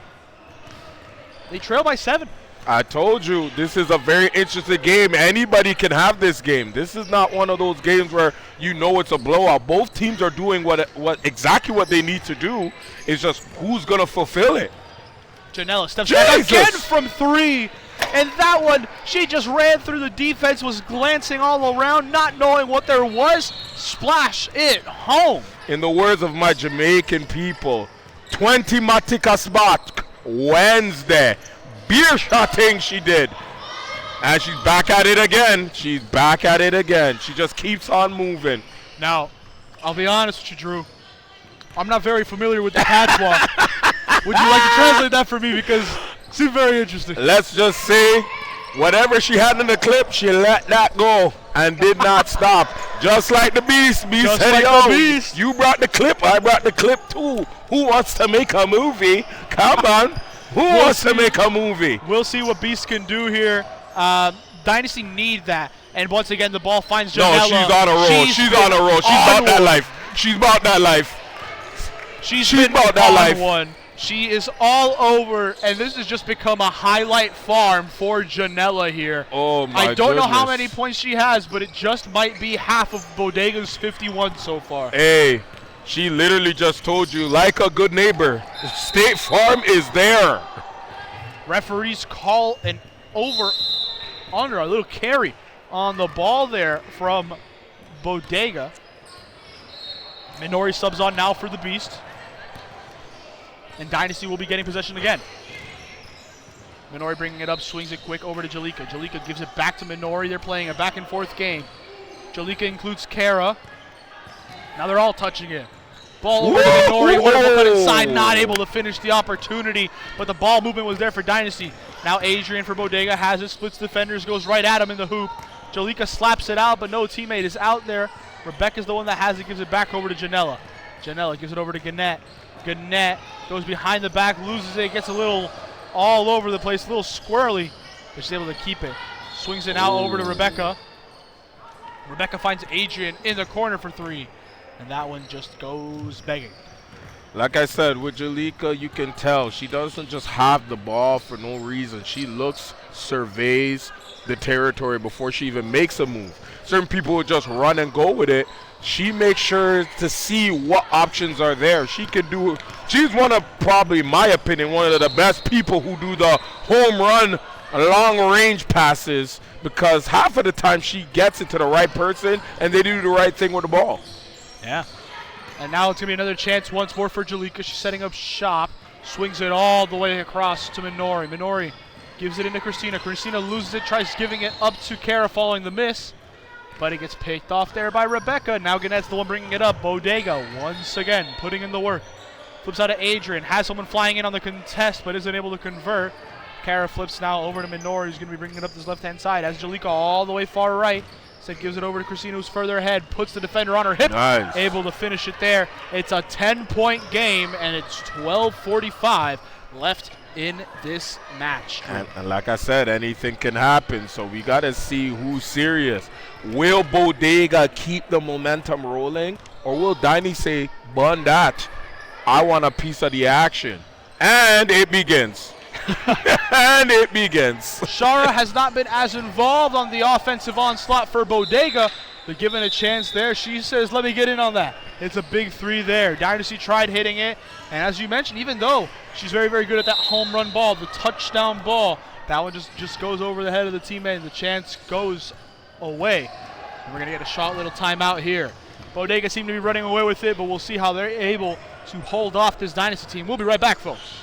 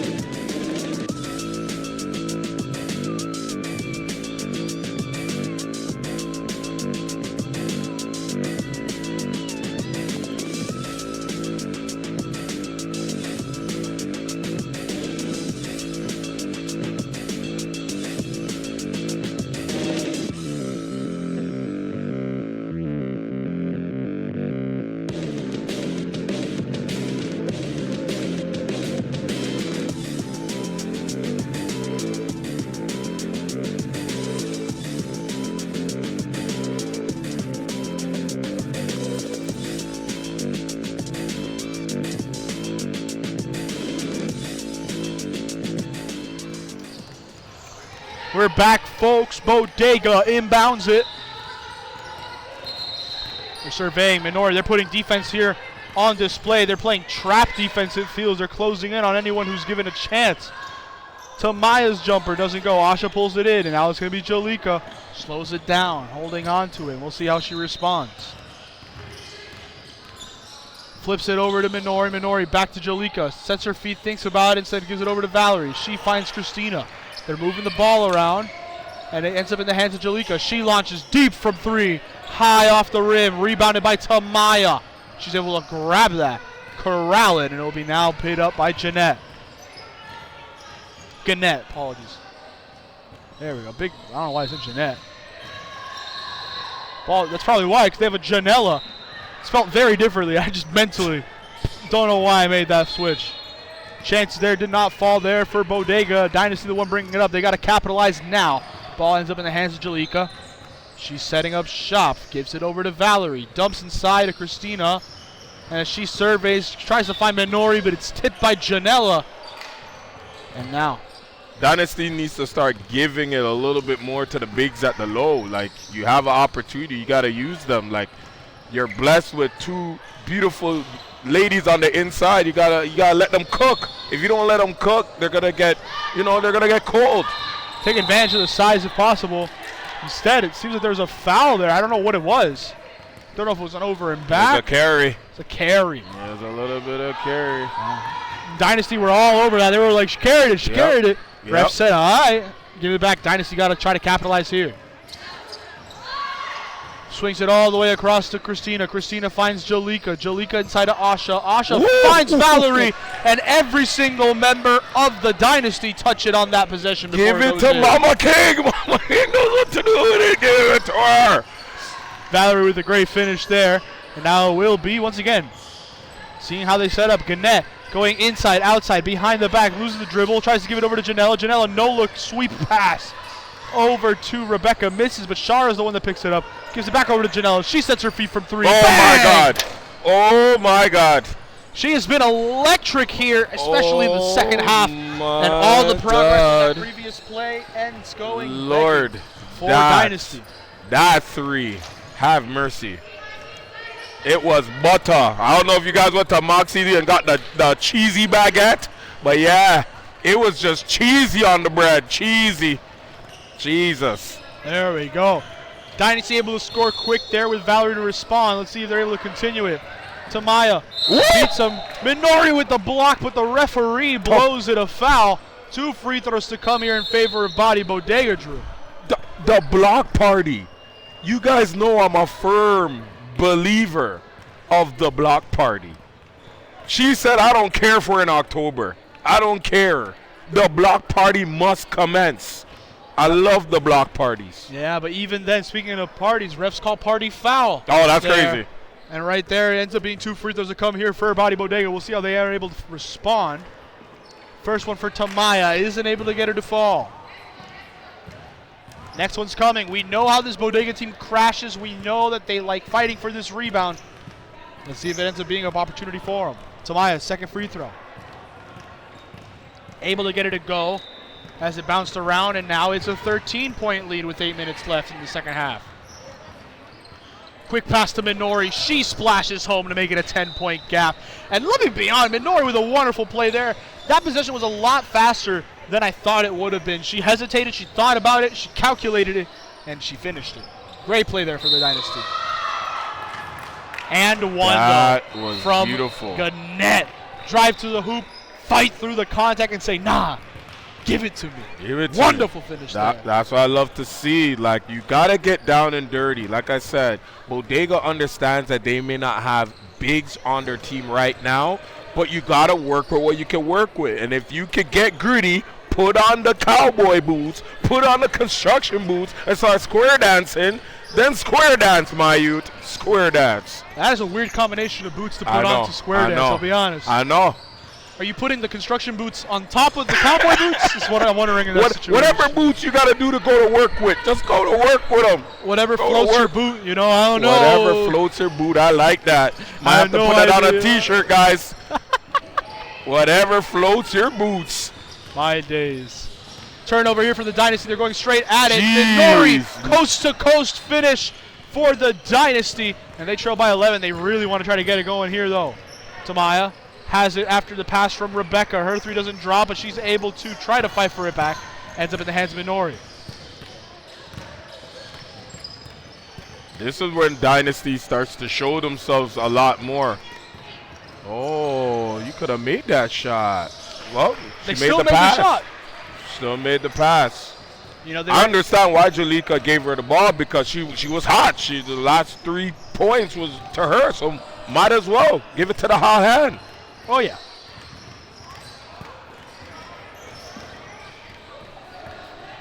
Rebecca setting up shop here, and really, if I'm Dynasty, chew some clock, slow the game down. Yes, you're leading big. Oh, the beautiful Just make sure defense. you don't turn the ball over in silly ways. Contact there on the shot against Tamaya. Tamaya gets back up. We're seeing some substitutions as Adrian comes on for Shara. But I believe the ball just got ruled out of bounds there. No Yep. foul calls. The defense is defensing right now. Okay, it was very defensive, as you ladies say. It's very demure. I don't think that's the right context. I for know. demure. I'll be honest. I have to make the people laugh. I have to make the people laugh. I'm no linguist, but I think that's the wrong definition. I know. I have to make the crowd laugh. I have to make the viewers at home have a little bit of a laugh. You know what I'm saying? I think they're all rolling their eyes I know, right now. I Drew. know. I'm not going to lie to you. I know. It's all good. It's all good. You're still tuning in to WMBA, and that's all that matters. And make sure, guys, you sign up. Make sure you keep watching WMBA. Support the movement every week, every day. Don't be a stranger to it. Next week, this coming weekend with Thanksgiving coming up, we won't have WMBA action. But on October 17th, we should be having a league starting up for y'all, one of the men's leagues starting. So keep an eye out for that one. Check our social media for more information, but we should be having not one but 2 men's leagues starting up alongside with this WNBA season that's been underway. Very exciting things to see all around. Cut there from Katie. Trying to get the ball. They're all going for it. Referee blows it. And Tamaya is very, very upset here. And it seems like it's a foul in favor of the Dynasty. I highly have to disagree with the ref. Is this a jump ball? No, it is going to be Bodega ball because they run the possession arrow there. But I think we were all just very confused on what the call should have been there. Either way, Bodega the ones here receiving the ball following that. Very confusing situation. It was very confusing. The aggressiveness for Dynasty on their bigs is a little bit too much, and it's going to cost them the game if they don't play it right. Ball gets popped out of Tamaya's hand. Jalika leads the break. Beast to her right finds Beast. Beast tries giving it into Minori, and Beast goes straight into the wall. That was a hard hit from Beast, and she's right back up and going. Can go check to see how she's doing in a bit. Janella flips it inside over to Gannett. Gannett has there's a reach in, but no foul now. Janella now trying to step up, 2 between the legs. Minori stepping out to press on D. Rebecca now has Jalika stepping up. Jalika reaches in, and it will be a reach-in foul against Jalika. Bodega retake possession again here. It's definitely an aggressive game, but the game is close, so we shall see. Whoa! Ball played around, now it'll be Adrian. Giving it over to the top now, over to Tamaya. As mentioned, if I'm them, I'm chewing the clock. I'm making sure this game lasts as long as possible on these possessions, especially if there's no shot clock physically. Take advantage of that. Ball, though, ends up going out of bounds, and it will be Bodega turning it over. Katie, her home run ball, not enough mustard on it. Picked up now by Rebecca, and she's the one bringing it up. 1-2 on the attack, misses it. Katie's the one that brings it up. Quick swing over to Minori. It was Tamaya came to contest. It still gets ruled for Dynasty, but I'll be honest, I don't think Tamaya made contact with that. I think that was straight off the hands of Minori there. That was definitely off Dynasty. I will say that was definitely off Dynasty. It's looking kind of shaky, but it is what it is. Who knows? Natalie now subs on for Beast. Jalika launches from 3, doesn't get her to fall. Minori gets the rebound. She launches in 3 to respond. No. Rebounded by Tamaya. You see her putting in the work inside. Draws the foul, reaching in. And that's the work that Tamaya puts in. A lot of grit from her. And look, we haven't talked much about Tamaya. We talked about Janela. We talked about the way Bodega have had roster change. I want to talk about Tamaya. Tamaya, the way that she plays, she's the only remaining player from the past couple seasons on Bodega right now. In my head, the way that I see her talk in the huddles, the way I see her push on her teammates, the way that I see her lead, she's the leader. She feels like the captain this season for this side. The one thing I've noticed as well throughout this match, I've seen it throughout the season, no one ever complains to the refs on Bodega except for Tamaya. Whether it's teammate fouls, whether it's mistakes on her, whether it's missed calls, good calls, anything, the one that's coming to argue for the team is Tamaya. And that level of tenacity, she's been the one really driving inside to get rebounds, boxing out. And she's really just been the driving force for this Bodega side today. I totally agree 100%. Tamaya is really one of those grit and grind type ladies. She's not afraid, like I said, to get in the trenches and also fight for her teammates. If there's something wrong and the ref is calling something bad, she's not going to keep her mouth closed. She's going to have a conversation. That's a part of sticking up for your teammates, as they should. Kickball. Oh, man. Almost had a few seconds of soccer right now. I thought we had Messi was on the court. Wrong sport. Messi was in Toronto. You know what I'm saying? Shout out to Messi. If you're listening to WMBA basketball, please shout out to you. Make sure you come visit us. Watch some women's basketball. Be a part of the culture, brother. Woo! Once more, Rebecca dancing around, gives it over to Janela. They're saying, slow it down. We have time. Janela says, no way. Give me from range. Oh, no way. Oh, did that no count? way. Did it count? It did. Oh, my word. The way people were moving, I thought the ref blew the whistle for something else. But that one was all the way from Costa Rica. Damn near from mid-court. Oh, my goodness. I wasn't ready for that one. No one was. People in the stands everywhere, hands on the head, surprised. She gave us a little bit of a Paul George back in the days where he said, hold on, I got this. Long range. Pinocchio, long nose. Oh, crazy streak. Gannett here gets dribbling around and bounces off of Valerie's leg. And as we're seeing some issues with the camera there, apologies for the folks at home, but it was bounced off Valerie's leg. It will be a kickball violation, and it will be Bodega once more. Gannett has it, swings over to Adrian now. Jalika putting pressure, 43 seconds left. Ball out of bounds. Refs rule it last off of Bodega.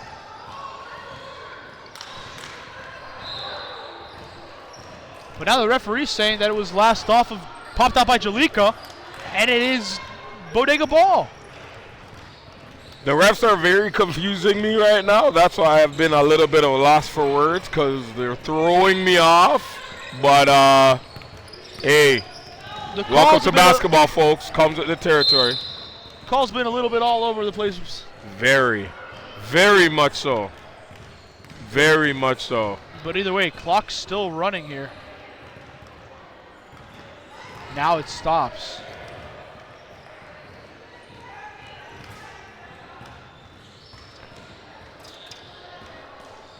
Deliberating with a referee at the scorer's table. We're seeing what the problem is here. It might be time left on the clock.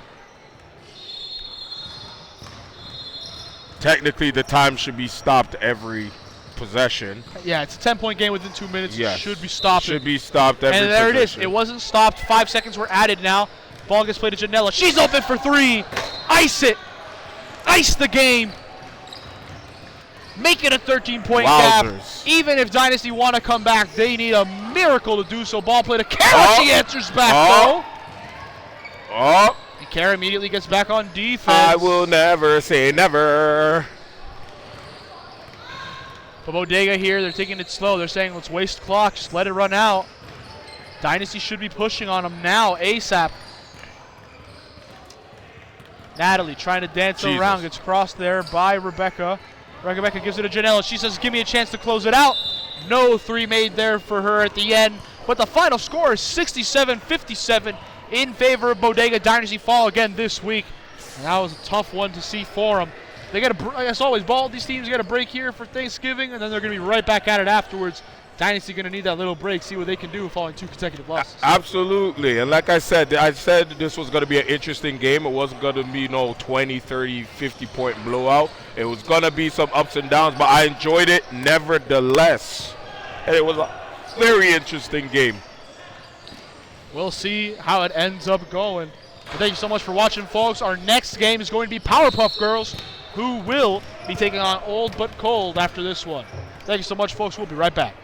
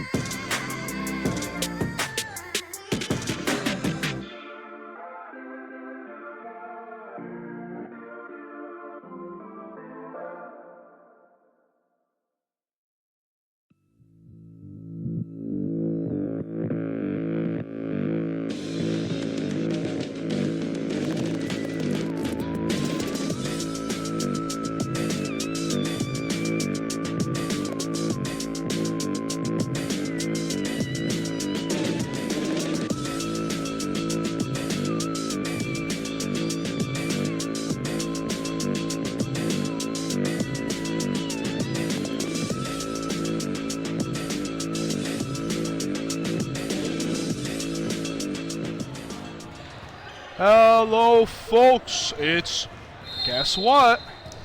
Third game of our Week 4 slate, folks. We're here. We have Old But Cold taking on the Powerpuff Girls in this matchup. Pretty big match here between both these sides. Old But Cold quick to turn it over there early. And Powerpuff Girls will be taking possession, but these are two sides that are coming off very different weeks last week. Powerpuff Girls were able to win last week against Freemax. Both these teams won. Both of them in very similar yet different fashions. Powerpuff Girls won by 11, but they went into the half trailing by 1. And try to stretch it out here and get another win back-to-back here. They get the first 2 points here early with Immaculate. Ref blows the whistle.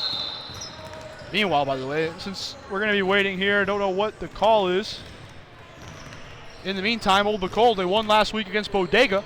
Very, very big matchup. We just saw Bodega win their matchup this week. So, Old But Cold, we know they can bring it. We know what they can do. They're a very, very good side, as per usual. Joined as always here once still. Oh, my dear friend Drewski, how we feeling? Loke, papi. I'm doing good, ese. Are you doing, amigo? Doing all good. I'm doing all good. I know that previous matchup, very, very nice to see things all around. So we'll see where it ends up going for him still. Bodega played Dynasty. I recall that game finished at 67-57. Very, very nice to see in that one. A bit of a delay here from the referees. What for? I don't really know what it was. But either way, it will be Old But Cold getting ready here. Becky with a 3, not able to get her to fall. And it gets played out immediately here by Powerpuff Girls in the retain session. It's going to be Immaculate. She had the first points already. Give it over to Melise in the corner. She launches from 3. Able to splash it home. And Powerpuff Girls able to show their might early, going out to a 5-0 lead.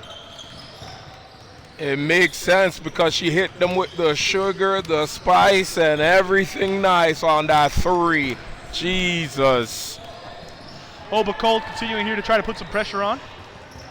Jill setting up shop, trying to put some work on Immaculate. Splits 2, splits 3, goes up underhanded. Not able to finish with the hoop though, but it would have been a wonderful finish from her. It will now be Michelle leading the transition. Swings it over to Lynn. Lynn goes up, able to finish. 2 more points here for Powerpuff Girls. Out there at the moment, by the way, for both these teams, Powerpuff Girls have Summer out there with Immaculate, Melise, Lynn, and Michelle. Meanwhile, out there for Old But Cold, we have Dee taking it straight to the hoop. Joining Dee is Freya, Becky, Jill, and Julie. This is my first time seeing the Powerpuff Girls in action, so I'm pretty excited. I like how they're starting up a little bit. Last season they had a different name. Name was Roadrunners. Oh, they were the Roadrunners. Yeah, well. It's a rebrand this season, Drew. It's gonna be fun to see what they can do. I like the cartoon movements now. We had the Roadrunners. Now we're doing Powerpuff Girls. I like it. I like the little ensemble names that they're doing right now. Late 90s, early 2000s Cartoon Network. You know, like that's the vibe they give off. And they started off today very, very nicely. Ball swung over Melise. She tries to get a second 3 of the day. No fall. Jill's the one that has it. Swings quick over to Julie. Julie taking control, gets stolen, popped out by Summer, and now she's the one leading. It's a 2v1. Stops, pulls up, gets it, a go! And that's a massive shot there from 3-point range. Making it a 10-0 lead. Old But Cold, that feels like a shot to the jaw for them early on. Since we're doing, the 90s, thousands, that shot came all the way from YTV. That's wonderful to see, honestly. I'm going to be honest, I can't really relate to YTV. That's a me thing, right? Like, me didn't grow up here. But one thing I did grow up seeing is people getting buckets. Tough ones. Lynn with a wonderful finish there, straight at the hoop. Able to get it to go. That's 2 points.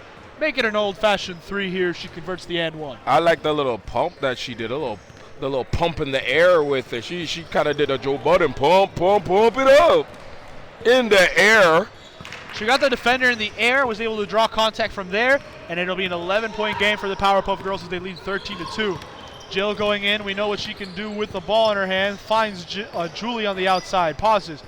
Gets Melise on a hesitation once. Tries dumping it over to Freya. Nothing. And it gets stolen here by Michelle. Michelle twice looking for a home run ball. Not able to find one, but now she ends up giving it to Melise. She sets up in the mid-range. Her midi doesn't drop. Summer, and over the top, hits Melis over the shoulder, dumps back inside of Summer. Summer, with the defense draped all over her, gets 2 points there as Powerpuff Girls grow the advantage further. Summer said, I'm going to make the good times roll and the sun shine through with that inside lady. Wonderful finish there for Powerpuff Girls, and they force yet another miss. Again by Old But Cold, now running the transition. Michelle going to, tries to split 2 defenders, instead steps back, launches from Mitty. Doesn't get her to drop, rebounded by D. D now bringing it up, flips quickly over to Jill. She sets up shop, pulls from Mitty, and again doesn't drop. A lot of quick possessions have come and go for Old But Cold, but they've just not been able to convert how they usually do, Drew. Yeah, it's looking kind of interesting, but I like how Powerpuffs are working. Like, they're using their smalls and making movements with it. I like it. Oh, my goodness. No dice there. We're seeing substitutions being made here for both sides. So we'll see how it ends up popping for these teams.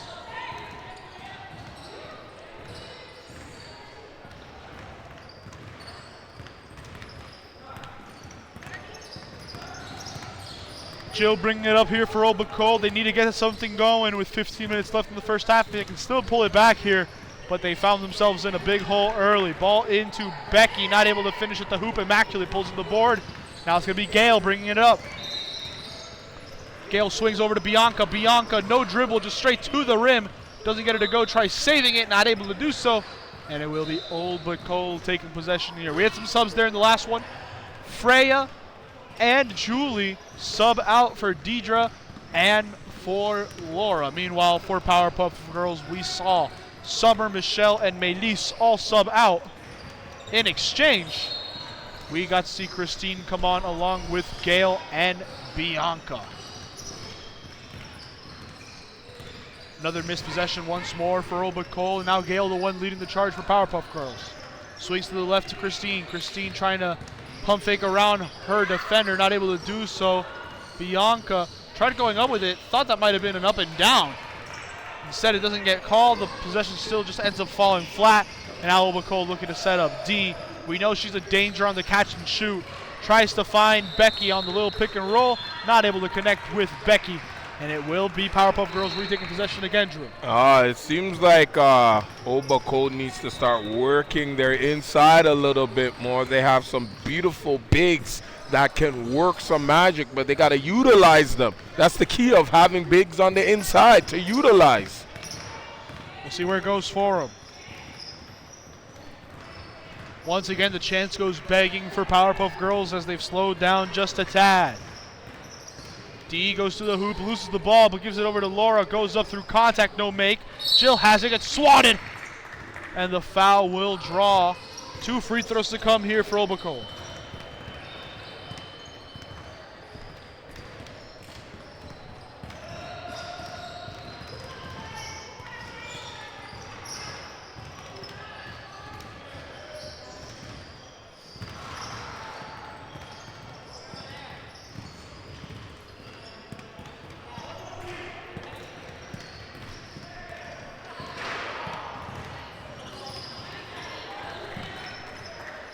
Chance there for 2 free throws goes for Old But Cold. They're able to finalize it.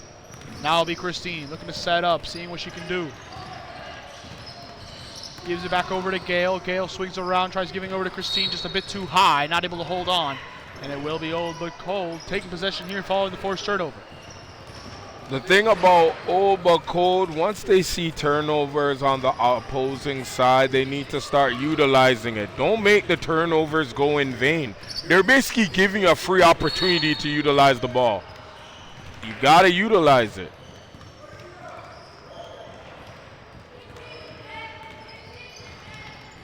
Jill has to be the point guard that we know she is. She's got to, like, enforce a run, a serious run for this team. See what they can do. Ball out for D for 3, no go. Jill picks it up here. Once again, Old But Cold putting pressure, swings around, finds Deidre. Deidre drives right-hand side to the hoop, scoop underneath, not able to finish it, but it will be 2 free throws to come now for Old But Cold. Hey, there you go. You got to start something up. You know what I'm saying? You got to put something on the fire to get it sparking. So that's a good start. If you got to get to the line, get to the line. In the words of Michael Jackson, they want to be starting something. Gotta be Coming back starting from here. something, brother. Not able to get the first free throw here. Let's see if they can hit the second one to go here for Oberkold. At least walk away with something here at the line. Deidre's second chance gets it a fall.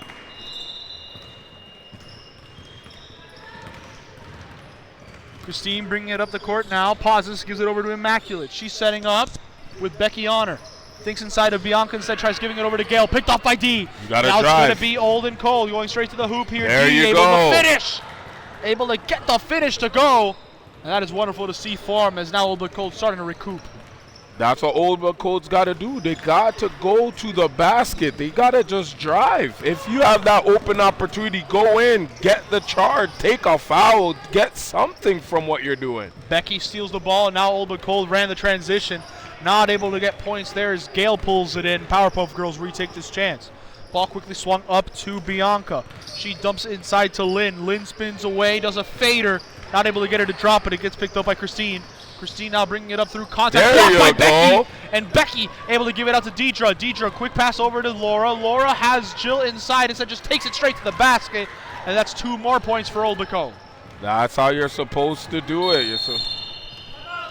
Yeah, and that run right there by Old Cole leads to a timeout here for Powerpuff Girls. They look to regroup. We'll see what they can do. We'll be right back, folks.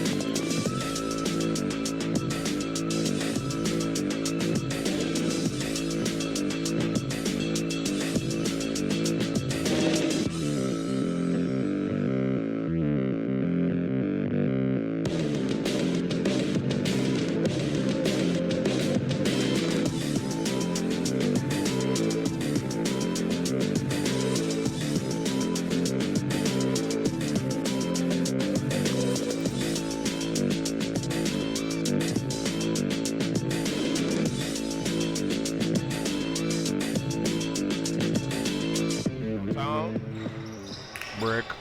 We're back here following the timeout. Powerpuff Girls were not able to capitalize there on their shot, just missed it. Michelle not able to convert it, but now Old Cole on the break. Gail gets the steal and she'll be going straight to the hoop. Her chance no go. Summer putting pressure, but it was last off of Summer there trying to get the rebound, and it will be Old Cole taking possession again.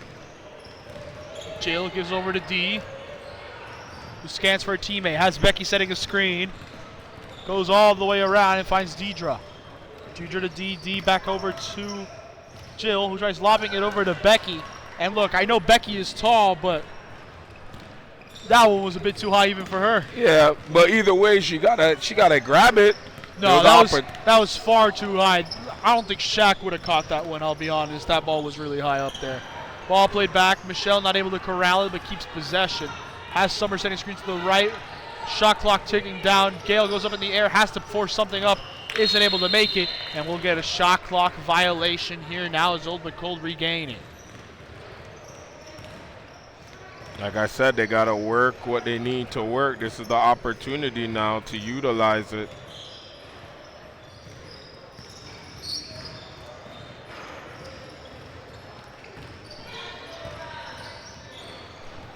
Ball played around here. Old Cole not able to keep possession. Now will be Michelle running the transition.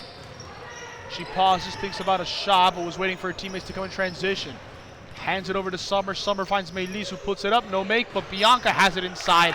And I guess you can categorize that as a really interesting lob pass. That was a long assist.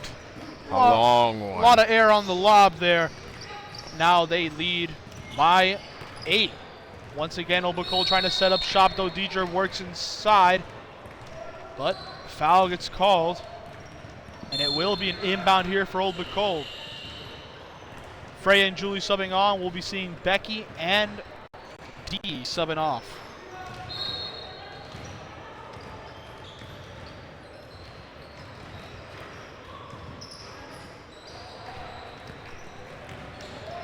No make there for Old Bacol. Now it'll be Michelle bringing it up. Pauses, puts up a hook shot. Not able to get it to go, but it's last off of Bianca.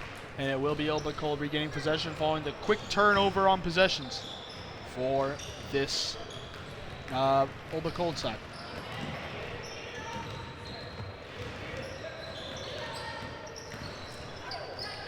Ball moving around. It will be Julie. She pulls up from the midi. Isn't able to convert. Michelle almost gets pickpocketed, loses the dribble, now gives it over to Melise. Melise has Gail running up on this right-hand side, but she'll just push it up herself. Goes up with a floater, no make, and it will be Chill, pushing the tempo now. She's bringing it up now, behind the back pass, Melise continuing on this little charge, but isn't able to finish it at the end. Jill is known for getting those shots in, so it's kind of interesting that she's been missing a few of these shots. She's putting the pressure she can through contact and one here from Bianca's scoop and score to finish there. 2 free throws to come now. Oh, sorry, 1 free throw to come here now. And it seems like we're having a timeout get called. Yes, timeout has been called here. We'll be right back for the free throw in a moment, folks.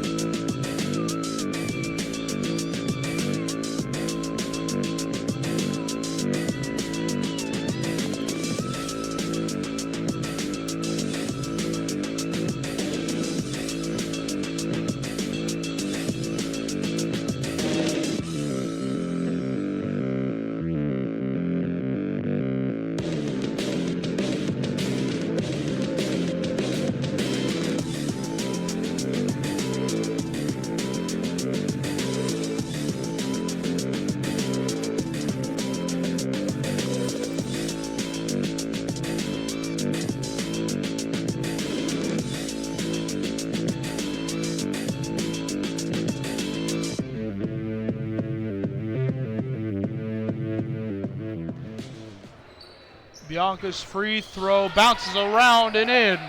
And Powerpuff Girls make it 9-20. 6 minutes still remain here before the half. And Old Bacol need to get it going now. Julie having a lot of defense played on her. Kicks it out to Freya. Freya finds Jill. Jill takes it to the left, going straight to the hoop, up and under. Bounces around and able to finish it. Wonderful play there again from Jill Stratton. She's really putting the pressure. Very, very great move by her. Under pressure, but hey, Powerpuffs have an answer back. Wonderful push there from Powerpuff Girls. Christine takes it straight to the rim and able to put it straight in. Old Bacol trying to get a 3 there in response, not able to convert. And now it will be Powerpuff Girls again. Gale, quick swing out to Melise, who launches from 3, isn't able to get it to fall. It bounces around, but ends up in the hands of Jill. She'll be the one running transition. Has Deidre over there on the right-hand side. Has an entourage with her. Dumps over to Laura. She goes up and in. And one opportunity here for Old Bacol. Like I said, Jill has to set the tone. She's got to put her team in the position to get those open shots and those open layups. That is a perfect example of how you do it. And I love that she stayed with it to the very end. But you also got to make your free throws. But it worked out either way. And we'll go with that. We will go with that. When you miss a free throw to get 2 points, mathematically that's more points on the board, you know? Hey. Like, I'm a pretty big math guy, and that's just how it works, you know? Hey, you're absolutely right, brother. 2 is greater than 1. That is true. I learned that in grade 3. A little bit late for most people's preferences, but I learned that in grade 3 for sure.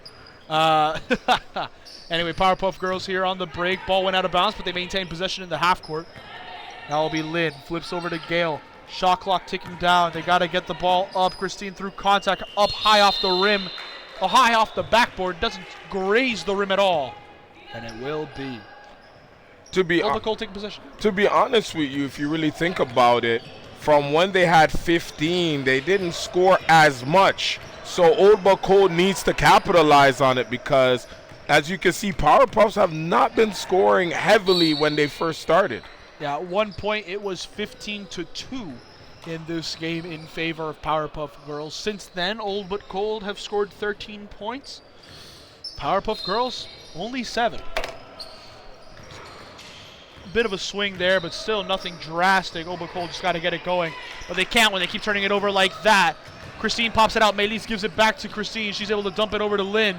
Lynn hesitates for a moment before swinging over to Melis. She thought about a 3, instead she just finds Gail. She's the one that takes it from 3! Big chance here as the Powerpuff Girls splash it home. All the way from Blue's Clues. Now you're just naming shows. Yeah, I just got to name the shows. Come on. Come on. Powerpuff Girls trying to stop on defense here, Old But Cold. Old But Cold able to get out of that one. Gets still a second chance opportunity here. Jill steps back here from the mid-range. It just sits on the rim, doesn't drop, and now it'll be Bianca who pulls it in for Powerpuff Girls. The Powerpuff Girls just brought me back to my childhood, so now I'm thinking about the old shows I used to watch. Christine not able to get it down, and it will be Old But Cold getting possession once more. Quick swing from Deidre over to Jill. Jill finds Laura! But it doesn't matter! Block party here, and the Powerpuff Girls send that to Mojo Jojo. Oh, I like that one, buddy. That one was a smooth one, the Mojo Jojo. Oh, my gosh. But you know I love a good old block party. And speaking of block party, R.I.P. Bakembe Mutombo, because realistically, when you think of block parties, you think of Mutombo. That's fair. By the way, Old But Cold were able to convert there on the quick inbound. But they draw a foul here, Powerpuff Girls, on the defense. 2 free throws that come in.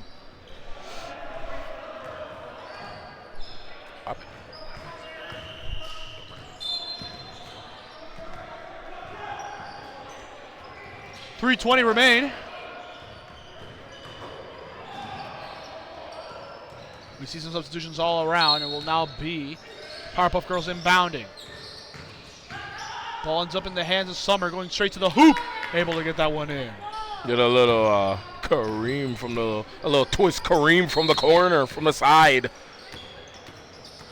Jill trying to size up on Lynn. Going straight to the middle. Dumps over now to Laura, who's been able to convert it. Lynn pulls in the board. Now Powerpuff Girls on the break. It will be Michelle Kwan. Going in and out.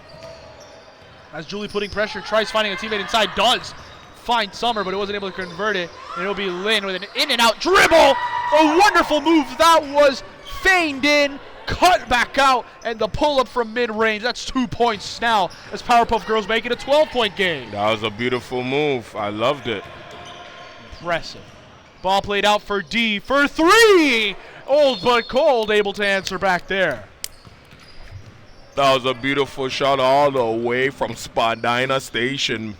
Summer tries answering back with a 3 of her own, and she does just that, and you can see Michelle was all over it. Very happy with the play. She said, there. we need to reroute it. We need to go to York Mills Station. That's where we're going, all the way from York Mills. If you want to hit a 3, I can hit a 3 right back, and Powerpuff Girls able to reestablish that 12-point gap. Melis gets the steal, and now it'll be Summer pushing the tempo up. Has Immaculate to her right, finds Immaculate to her right, gives it over to Melis. Melis thought she was getting a cutter in either Immaculate or Summer. Miscommunication between both leads to a bounce and out of bounds, and Old But Cold will be getting possession here following a couple substitutions, it seems. No. Following a timeout. That's what gets blown. We'll be right back here, folks. 1:26 remaining. We will have this short timeout and be back.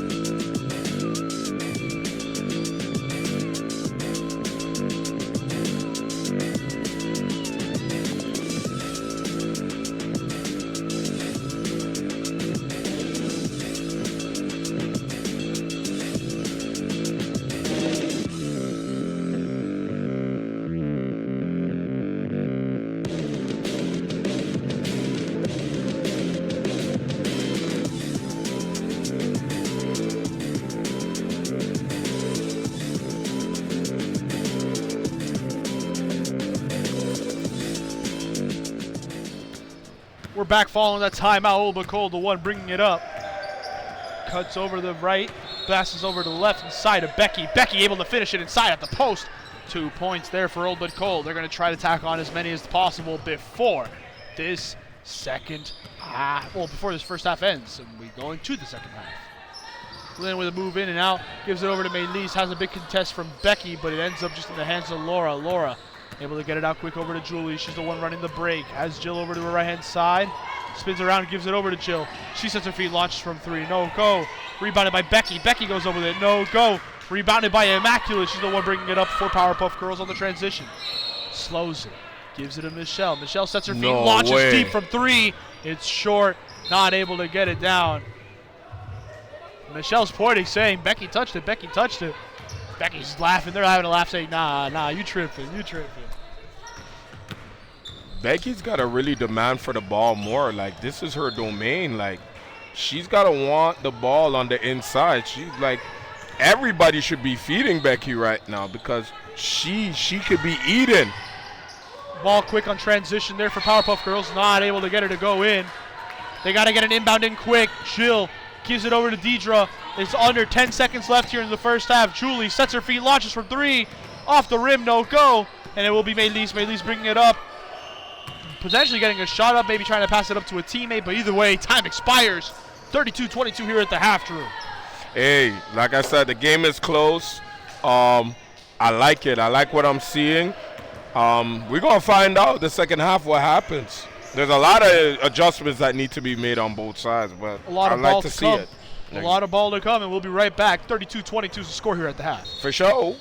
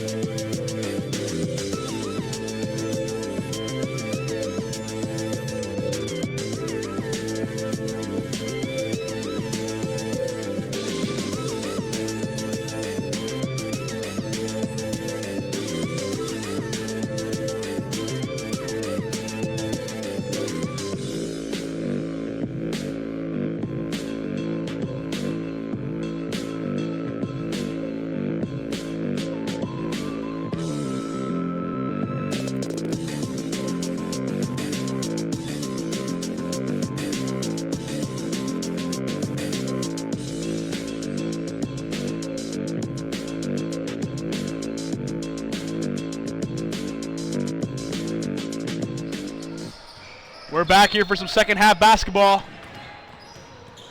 between Powerpuff Girls and Obacole. Immaculate gets it popped out now, and Obacole running the break.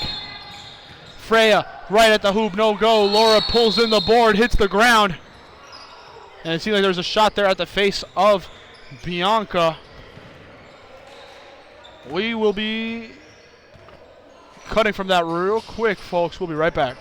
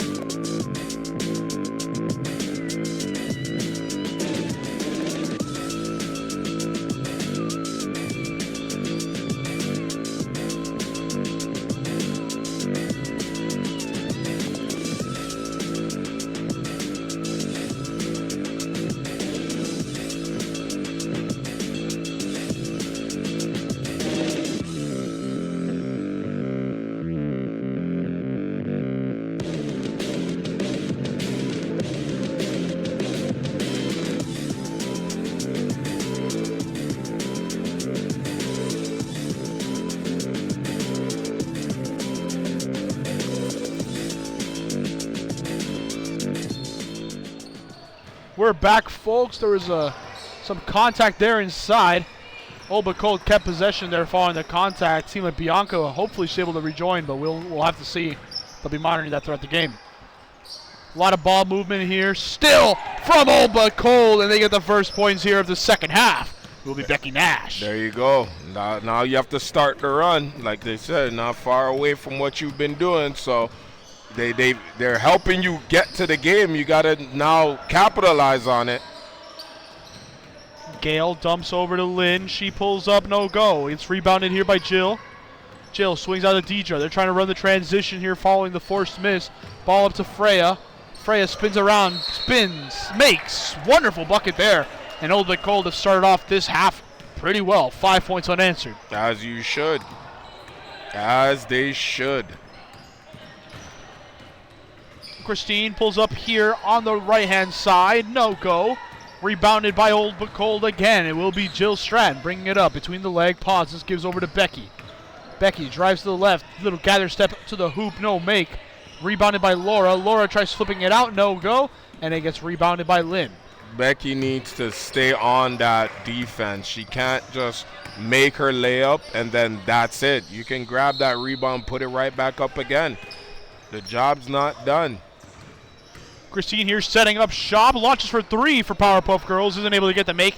Now it'll be Jill bringing it up. Has Freya over on her left-hand side. In and out for Jill Stratton. Trying to dance through the defense. No go. Is rebounded by her. Kicks it back out. Ends up in the hands of Becky. Becky over to Jill. Gets some pressure on her as she launches from three. Doesn't get the make.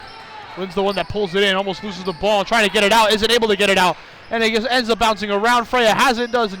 There to finalize, ends up in the hands of Laura. Laura to Jill. Jill launches for three. High off the rim. Tipped again in the hands of Deidre. And Old but Cold are just having a barrage of rebounds, padding the stats. Up goes Jill to end the possession, but they were bouncing around, padding the rebounds like Angel Reese. Whistle here blown by the referee. Seems like we're going to be seeing some substitutions. No, we're going to be seeing a quick little timeout here. So we'll be right back here, but Old but Cold on a 7-0 run here to start the second half. Yeah, it's...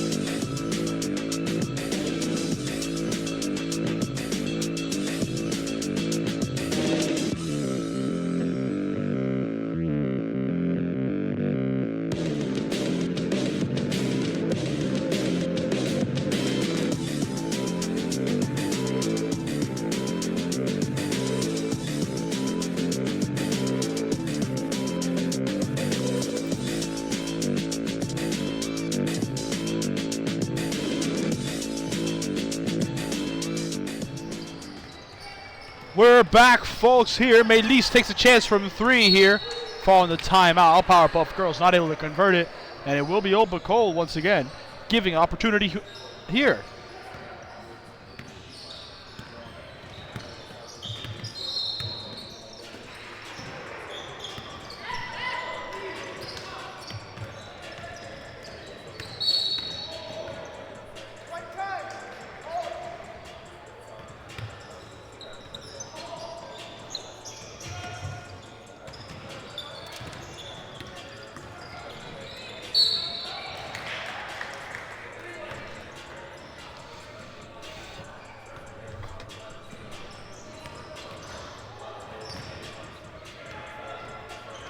Like I said, Old but Cold is getting opportunities after opportunities after opportunities to get not just in the game, but lead it.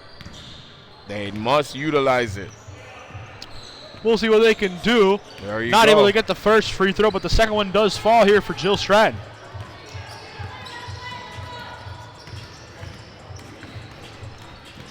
How do Powerpuff Girls respond? Summer goes up, no make, and it will be picked up by Jill. She's the one running now.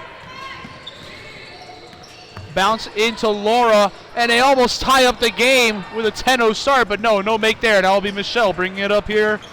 See what she can do.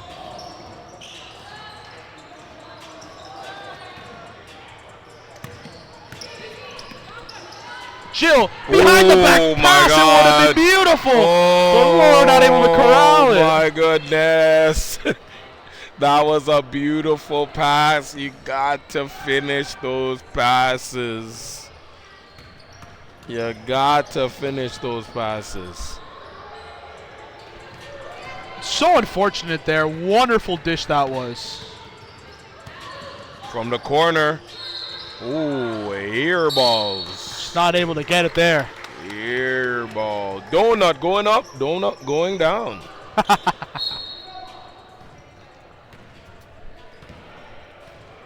You good? Oh, man. Free throws to come here now for Powerpuff Girls. This game is very close. It was legit a 13-15 run, and now it's down to 2. So there is opportunities to lead. Now the question is Old But Cold going to capitalize, or are they going to allow the Powerpuff Girls to just take advantage and do anything they want? Becky tipped it there, and it ended up becoming Old But Cold ball there following a turnover chance. Deidre goes up to the hoop. Ends up going out of bounds, and it was last off of Lynn. Lynn puts up her hand saying, I didn't touch it. I don't know what you're talking about, but referees blow it that way. Old But Cold here with an opportunity. Dumps into Becky. Becky goes up, no make. And it will be Immaculate who pulls it in. Becky's got to make those. Ball in the head, able to yank it away. Oh, Powerpuff Girls still yet to score points here in this second half so far. Jill bringing it up through coast to coast, no make. Lynn's the one that pulls it in, gives it out over to Summer. The Powerpuff Girls, they want to try to get some points on the board here, as it's been an 8-0 run so far to start off by Old But Cold. But Maylise draws a foul here on the shot. Becky fouls her, and 2 free throws will be coming.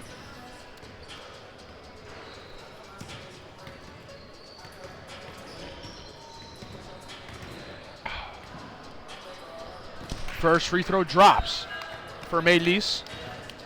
First points of the second half for Powerpuff Girls.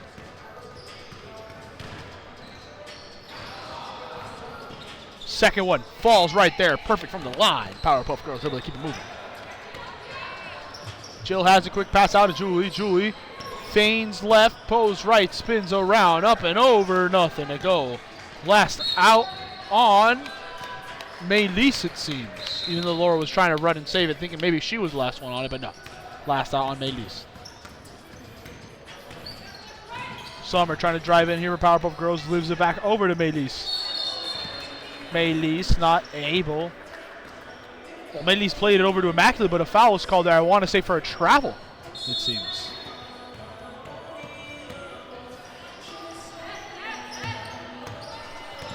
Julie here now for this Old But Cold side. A foul gets called. I think it was just a reach-in foul. It was, and it will be Old But Cold taking possession still.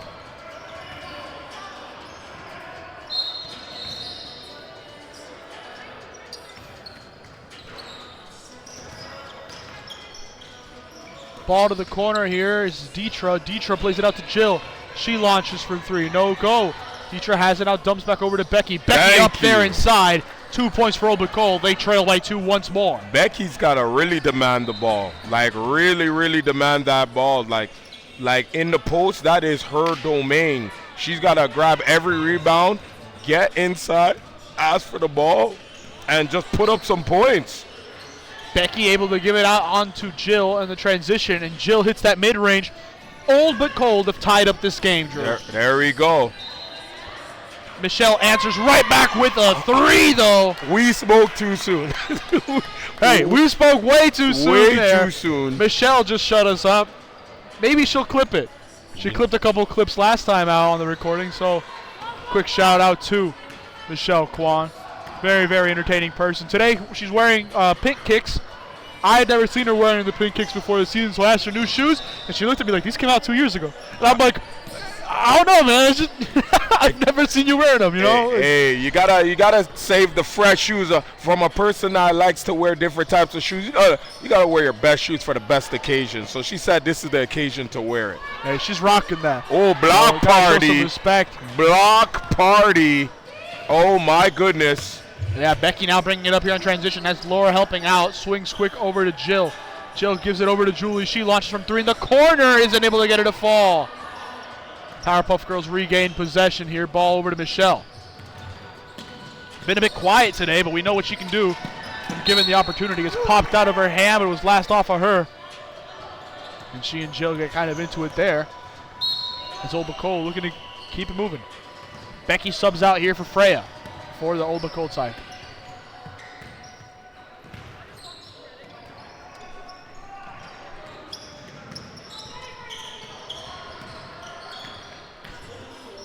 Julie has it blocked by Lynn. It goes out of bounds. Another block party.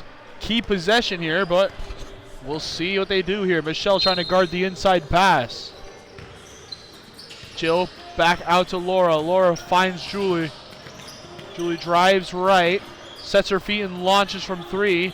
Chases right after it, feeling like it just wasn't going to go in, but it ends up bouncing out of bounds following the shot to the rim, and it will be Powerpuff Girls taking possession once more. She's got it when she shoots that ball. She's got to be confident in it. She can't just shoot it and run. She's got to just, do the beef concept, follow through, elevate. You got 4 people that will grab the rebound for you. You need that shot to go in. Yeah, for sure. Maylise here looking around, scanning, takes it baseline, goes reverse lay, and isn't able to get the make. And it will be Oba Cold still with the ball. Deidre drawing contact from Summer. Oba Cold will be keeping possession.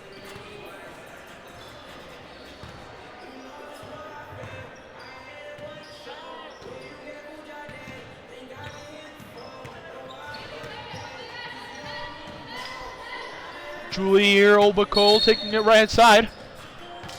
A whistle. Referee points the other way.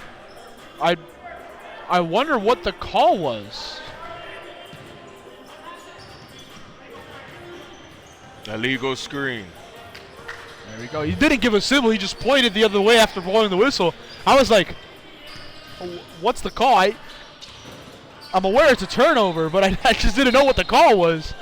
So, being a legal screen, understandable in that sense. Michelle on the transition, not able to hit her 3. Oba Cold regained possession once more. They trail by 3. Deidre swings over to Jill. Jill able to clawing, they're clawing, right there. They're clawing. It's a 2-point game.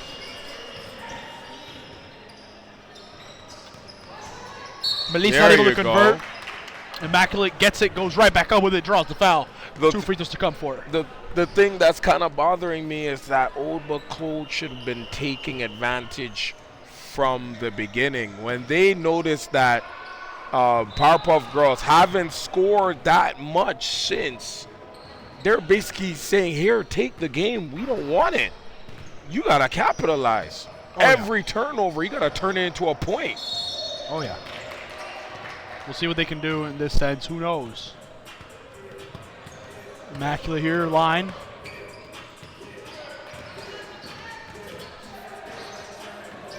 Didn't get the first, and she won't get the second either. But Freya's not able to hold on to it following the board. And now she's able to give it over to Immaculate. It's a scramble for the ball here. It's on the ground. Immaculate has it, gives it over to Lynn. Lynn able to give it now over to Michelle. Takes it left, steps, launches. Draped by the defense, just isn't able to make it.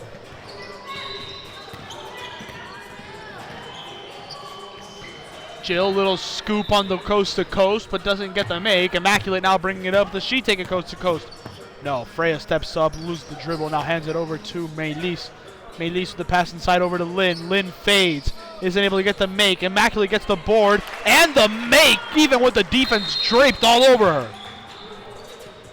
Wonderful attack inside there from Immaculate. That's how you got to do it. You got to want the ball more. It seems like there's a timeout now. Yes, there is a timeout. We'll be right back there.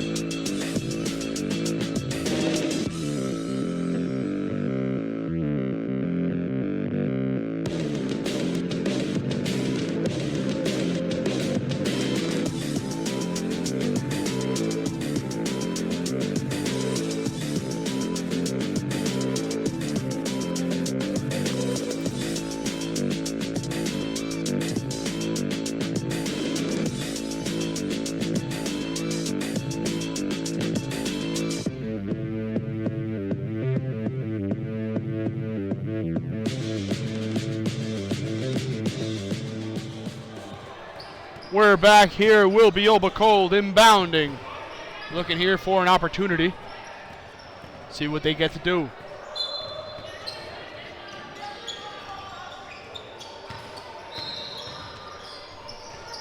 Shot up, no make. And it'll be Lynn now, giving it out now to Christine. Bringing it up here on the right-hand side. Stopping on the overlap, gives it over to Michelle. Michelle back to Christine. She sets her feet, launches from three. Short on the front of the rim. Jill rebounds it behind the back. Now it's on the race. Defense to offense, ball into Laura, and it gets popped out. Last off the hands of Laura, and it will be Powerpuff Girls regaining. Shout out to the ref for that smooth grab and point there. Oh, yeah. It's like he's done it several times, you know. It's, you ladies all right? That's the way it fell on the play. Either way, ball played now to Christine in the corner. Short again for three. Rebounded by Lynn, though. Lynn's little scoop up tent. No go.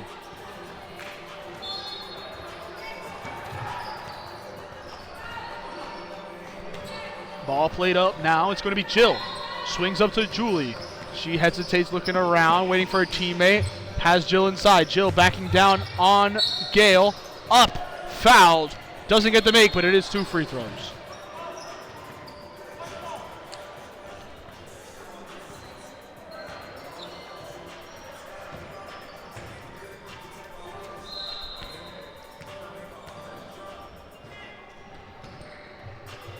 First one there, able to fall in. Let's see if she can hit the second three. Money there, second free throw. Converts for Old Nicole. I said 3 earlier, but no. Second free throw goes in here. It's a 1-point game, Old Nicole. Christine trying to size up Jill. Dumps inside of Melise. Back out to Gale. Gale taking it to her left-hand side. Lobs over to Michelle. Michelle takes it left. Goes in through the defense. Tough chance. Isn't able to get the make. Frey's the one that rebounds it. Now she's the one running quick on the transition.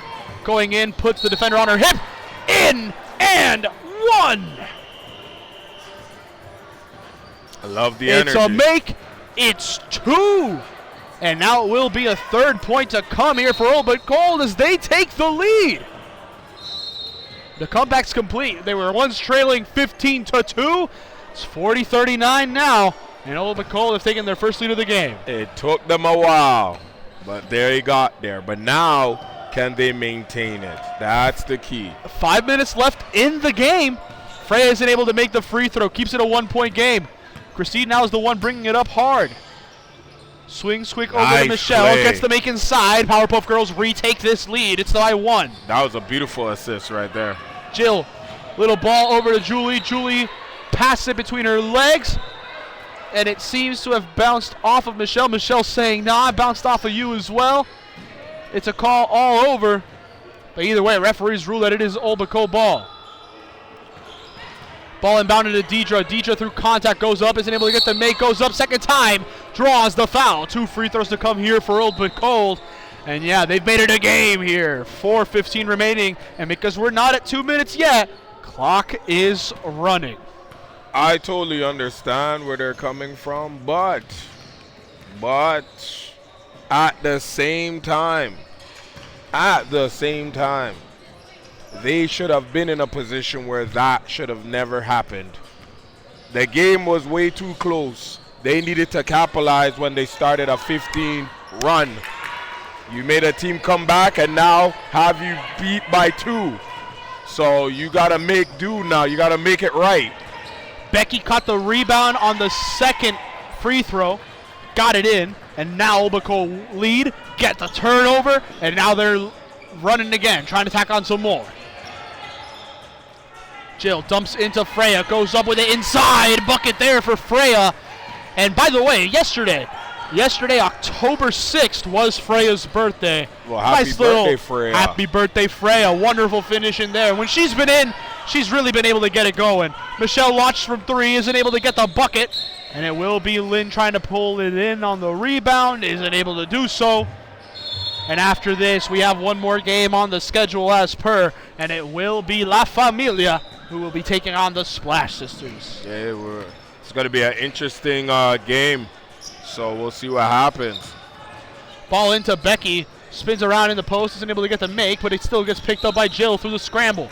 Jill has it out, going all the way around, gives it over to Freya, sets her feet, launches her midi! That's a 2, but that was a wonderful deep shot from her. Powerpuff Girls call a timeout.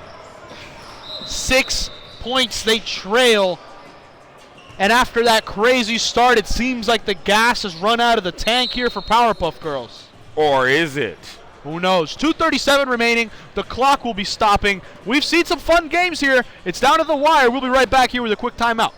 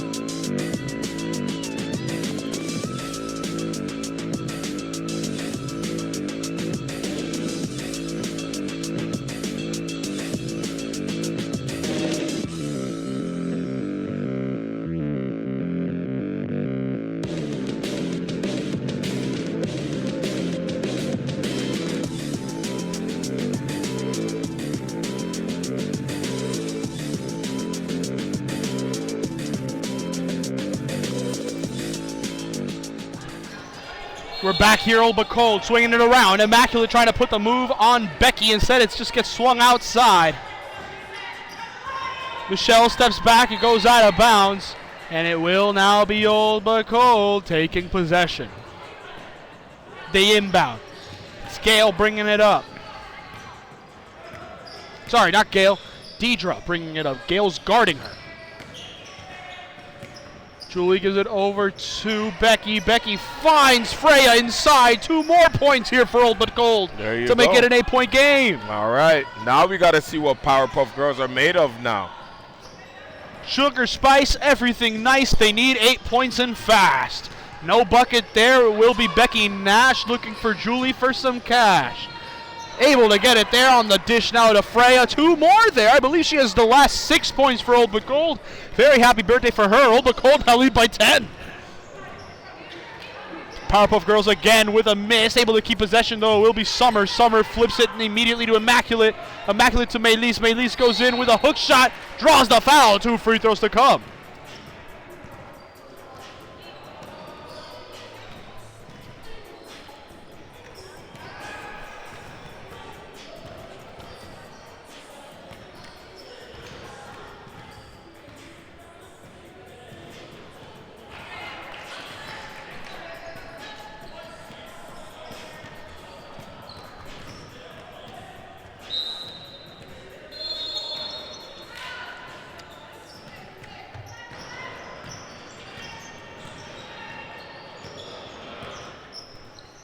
Ball played over, it's Julie. Julie seeing what she can do. Gives it over to Deidre.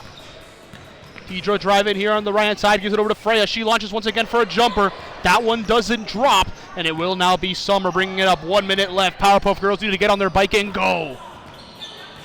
Summer swings to Immaculate. Immaculate, couple power dribbles inside, spins in, goes up with the hook. Wonderful! It just didn't drop. It would have been really nice, but it chose to swirl out.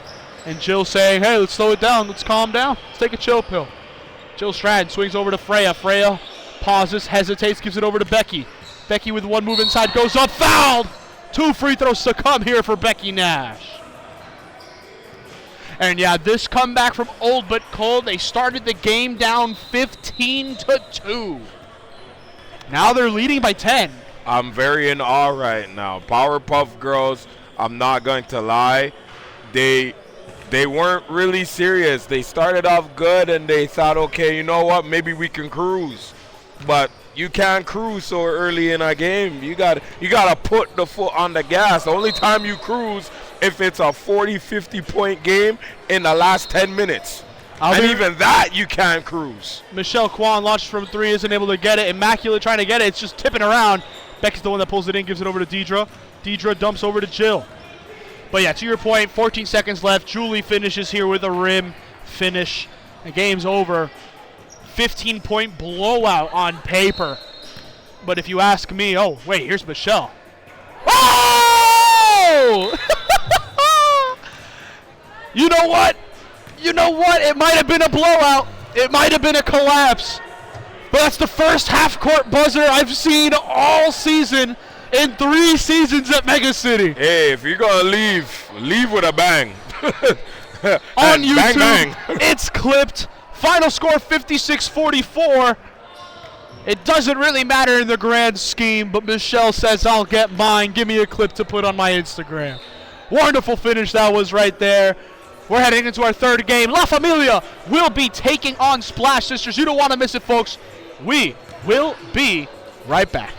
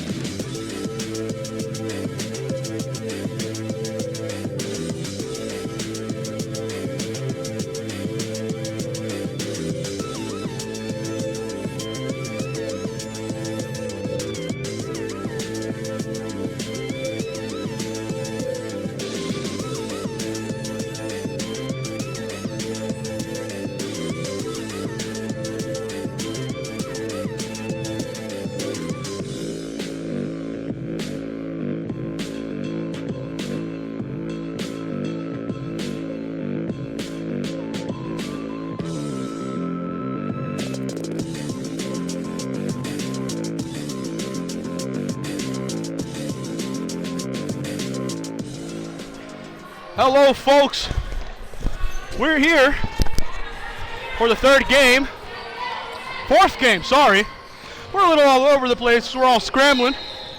But we have La Familia taking on the Splash Sisters. And Splash Sisters splash home to begin. There you go.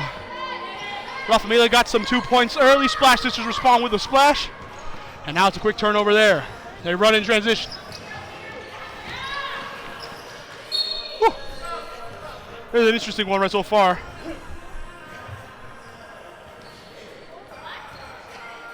Gonna ask Drew if he can take over for me real quick here while I set up some stuff audio-wise. What's going on, everybody? You already know it's Drewski the Entertainer, and I'm here with my local brother, my little puppy over here. And as you can see, WMBA is moving and grooving right now.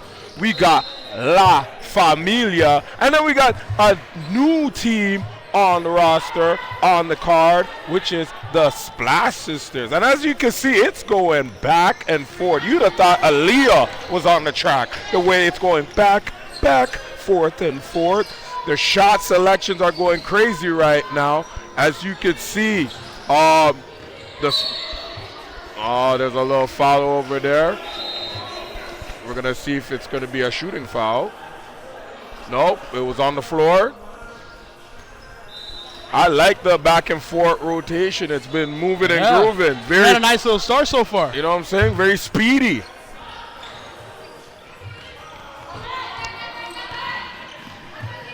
Oh, nice pass. That was a beautiful pass, a beautiful little run there.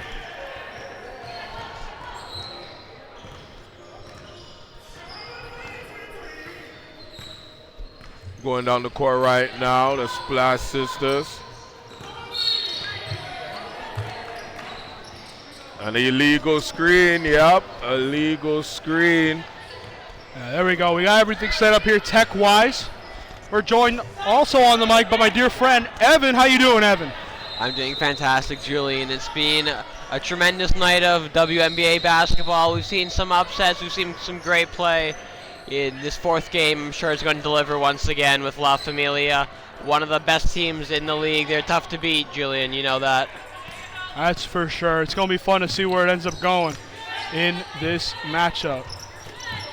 There we go. Oh, it ends up bouncing around there, nothing special. So we'll see where it ends up going. Who knows? It's going to be interesting to see where it ends up pushing in this mode. There is a lot of ball movement going on, which I like right now. It's just a lot of back and forth. I'm enjoying it right now. A lot of stealing and airballing and look, I'll be real so far. Honestly, I've been a little bit all over the place here setting up some tech stuff, but we're all good here now. Drewski, I want to get your thoughts on the Splash Sisters, a new addition to WNBA. What have you seen so far? We've seen just a sample size of what they can do, but what are you seeing going forward? So far I like how they pull up a tempo. Like, they're already ready and gearing to go. Like, they're not starting off slow. They're trying to create a tempo. Seems like the ball handling is somewhat there. I'm guessing it's a new team, so some of them are getting new to each other, so there's some jitters there. But so far, the ball movement has been very good. They're trying to attack the basket. But La Familia are some, they're legendary. Like, they know. They're OGs, so they know how this game works. So I like to see this, the young blood versus the OGs right now. So we'll see how it works. And we got some OGs. They're tough OGs. They don't know how to get beat. Drewski, they don't know how to say lose. And it's a great lesson for the younger generation as well to take on and to really improve their games as well. La Familia, test your level no matter what no matter what day it is. And absolutely. Count that one. Cyanna, you know how she does it. All she does is roll inside like Ferrari into a nice little parking spot, takes her time, gets into her spot, and finishes for the two. I'm telling you. And change. I like how they do it. Like I said, the ball movement for my Famillia is always good. I always like to see it. You see when the King family is on the court, you better be royal. and stay loyal to them because they will give you the best on the court. Yeah, we'll see where they end up pushing on this aspect right here. Quick little turnover there, and it will be La Familia taking possession once more. They lead 8-3 in this matchup. Nams passes quick over to Leticia for 3. Doesn't get it to drop. Now splashes to pull it up. It's Habiba. Habiba bringing it down here on the left-hand side, trying to split through defenders. Flips it quickly over here. Little fronting floater. Is going to be 2 free throws to come here now for the Splash Sisters. Now, just on a side note, because we already know our NBA with LeBron James having his son on the court. It's the first father and son duo in NBA history. But guess what? WMBA have their own history. The King family, the first daughter and mother on the same basketball court playing together. So NBA, eat your heart out, because we got a mother and daughter playing, and they play well together. I mean, La Familia won the championship last season, and Marie and Sienna, 2 of the key players on that side. They always come out to show. And yeah, La Familia look a little bit different this season in comparison to how they've looked in years past. But either way, they're still a side that can get the results they need. Nams finds Leticia again, splits one defender, trying to go inside, gives it over to Sienna. Sienna dumps back to Leticia, pulling up here from the mid-range. Isn't able to convert it. There's a scramble for the ball here on the ground. And that one right there ends up being, I want to say, yes, La Familia ball here on the inbound. No. Yes? I think the referees now are deliberating on whose possession it is at this point. That was a very confusing one. But it seems that it's going to be Splash Sisters ball. Vida now driving over here, gives it quickly to Habiba. Habiba taking the screen from D-Mac, pushing, Ooh, but nice taken defense. by Leticia. Leticia quickly Nice out defense. to Nams. Nams Nice passes cut. to Angel, but isn't able to get that one to fall. That was a beautiful pass. Beautiful pass. And that all starts with Leticia. She's an unmovable object when she wants to be. She just got right in the way of that. Said no, took the ball, and just started that breakaway right there. All of a sudden, Leticia has to get back one-on-one. Good foul. It's Leticia Lopez. It's not Leticia. Leticia. It's Leticia. You have to say with your chest, papi. Leticia Lopez. Julian's going to give me a 1-hour Spanish lesson next week. Hey, no, I'm just saying. People told me her name was Leticia, and I was like, really? Leticia and I met her, Lopez. and I was like, Leticia Lopez, and she's like, yeah. You have to put a little Rico Suave into the voice, I said.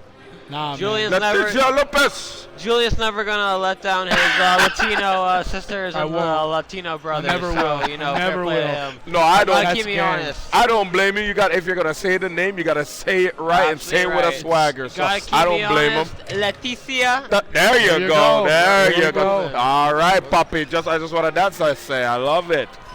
I love it. Anne-Marie now swings over to Nams. Quick pass inside. You see Sienna cutting to the basket.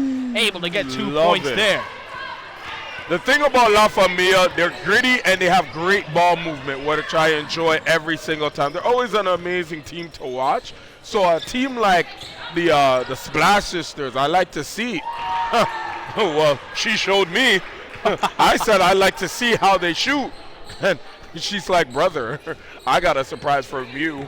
I got a long-range shot all the way from Pioneer Village. Kieran with a massive 3 there for these sides. I realize I haven't really gone through the lineups here for everybody, so I'm going to go through here and do what I can here for the lineup names. A lot of new players, so I have a lot of apologies for people. But out there at the moment, it is Diana. She's going to be out there at this moment in time, along with Habiba, Kieran. Out there as well is Habiba, Kieran, Diana, along with Pawan. And I don't know who else is out there at the moment. D-Mac, there we go. I just was not seeing who it was. from the view that we're at here. Leticia Lopez, meanwhile, out there with Anne-Marie and Sienna King, Nams, and Angel out there for La Familia right now. I want to go through and get the names because I realized I didn't do it at the start of the broadcast. It's all right. We go with emotions. That's what makes WMBA so amazing. We make sure you get the live and direct content.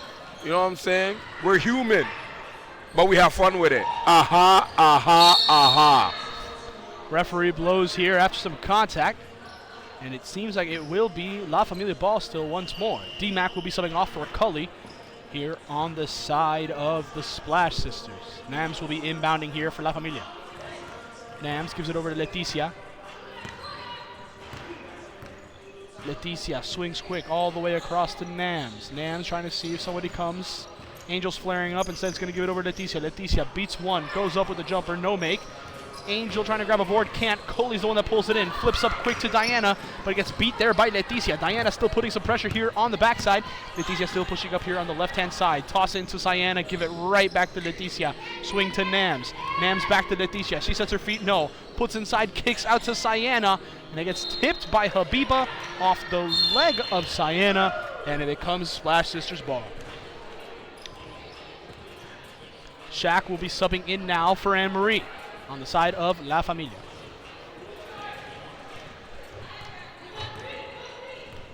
I like the back and forth action. That's what I like to see. A lot of ball movement, a lot of extra passing, a lot of giving and going. Yeah. And La right Familia there, on the break. they're very Hey, good. Leticia! Hey, mommy! I just want to dance, mommy. Love it. I love it. Wonderful finish there from Leticia Lopez, taking it straight to the hoop, drawing contact. 2 points. Let's see if she can make it an old-fashioned 3. Wonderful finish there on the opportunity. Hey, like I said, La Familia, this is not new to them. They know how to work. They know how to operate on their defense, on their offensive side. Quick timeout. Yeah, we're going to have 2 free throws to come here. We'll be right back here with the free throw. We'll be right back here, folks.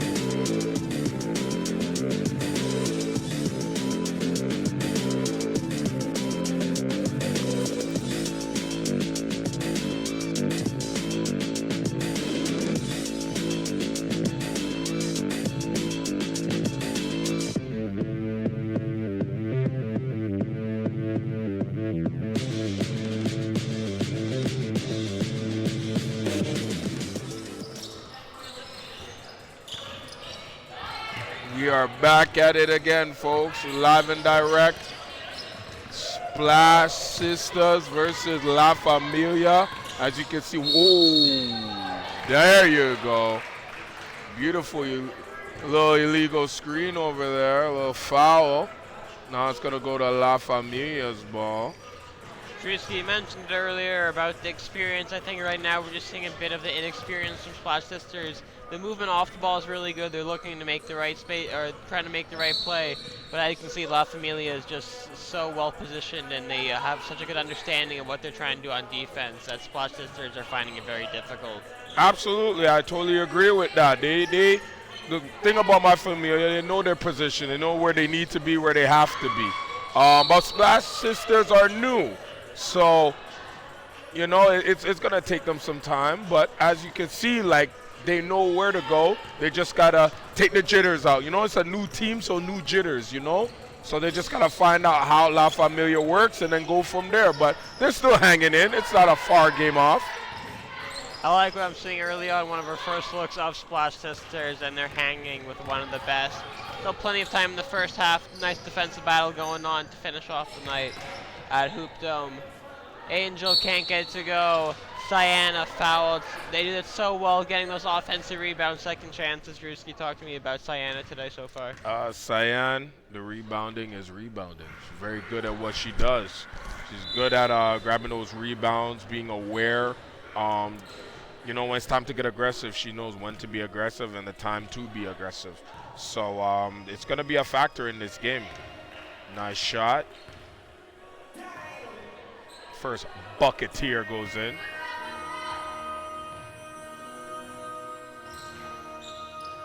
Misses the second one.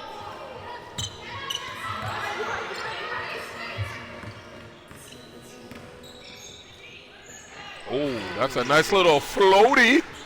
I thought we went swimming over there the way she gave us a floaty.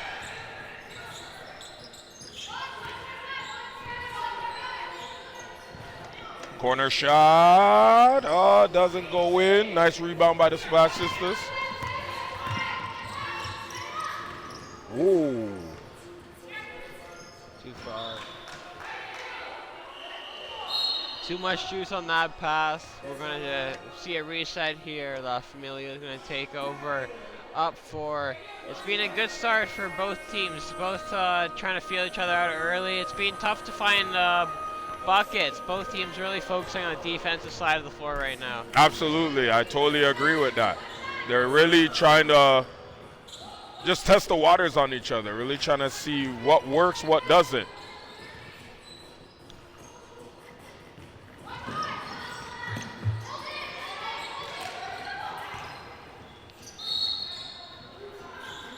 And the best way that La Familia does it is go to the rim, attack the basket, which they're very good at.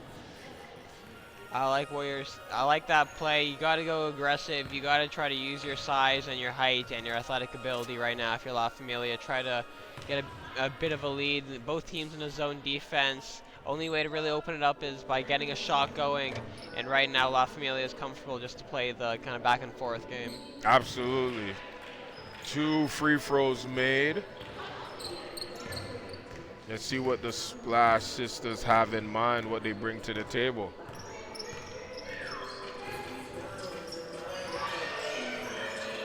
Oh, that was open, but you gotta make those. You gotta make those. You gotta make those.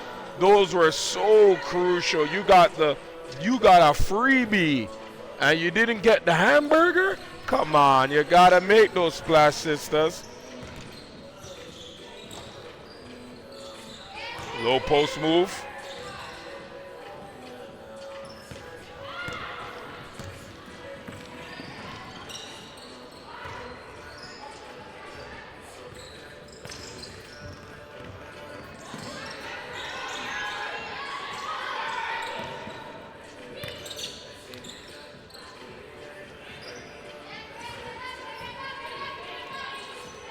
Nice, that's a big body move.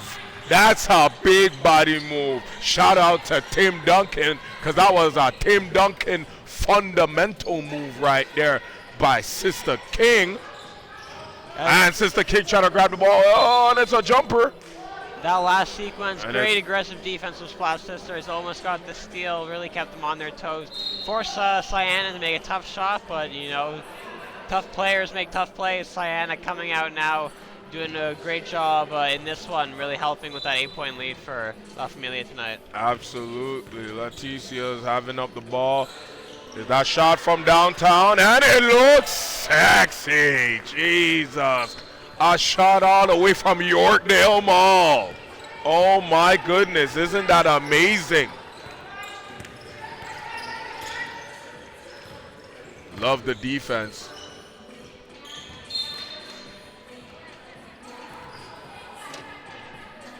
That was a nice defense for La Familia.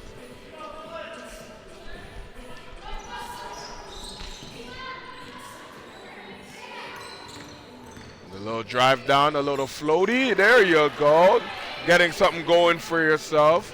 Good start for the Splash Sisters. Now they got to capitalize on that. Oh, nah. Ooh.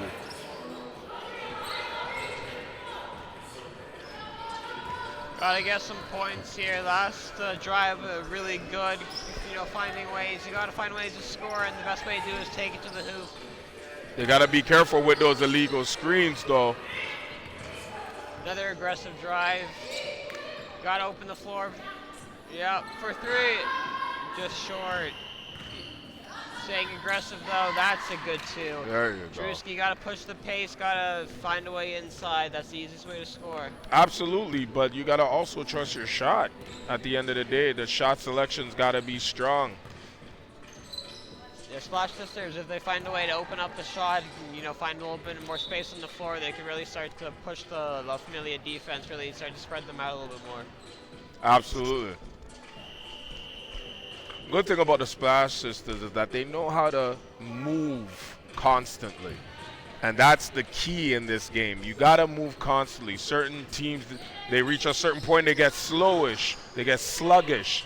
They forget the program that they're in. At least with the Splash Sisters, they stay on the move. Absolutely. Their pace has been incredible. La Famiglia, they are one of the fastest teams in the league, and we've seen the Splash Sisters match them, step by step. This one, there's no getting by them speed-wise, so it's about now executing on the offensive side of the floor, just getting a few more buckets, a few possessions, a couple shots are right back in this one. First shot goes in.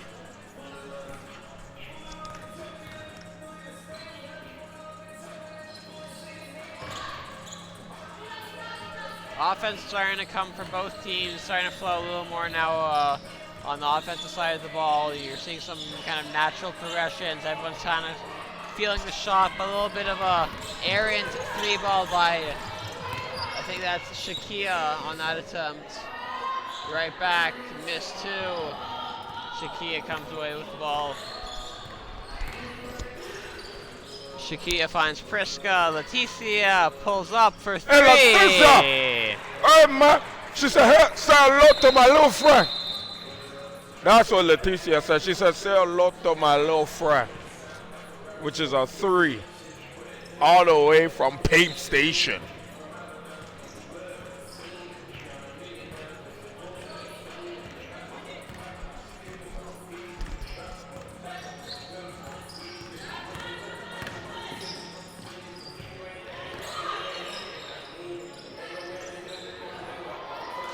Nice little reverse layup. But like I said, the Splash Sisters have to be careful of those illegal moving screens. It's not looking good.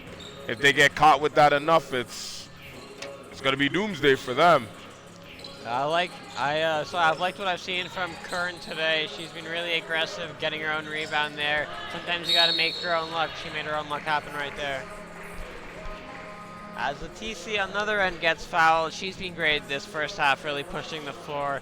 She's going to finish the half with a couple free throws. Try to push the lead to 8 going to the half for La Famiglia. Absolutely.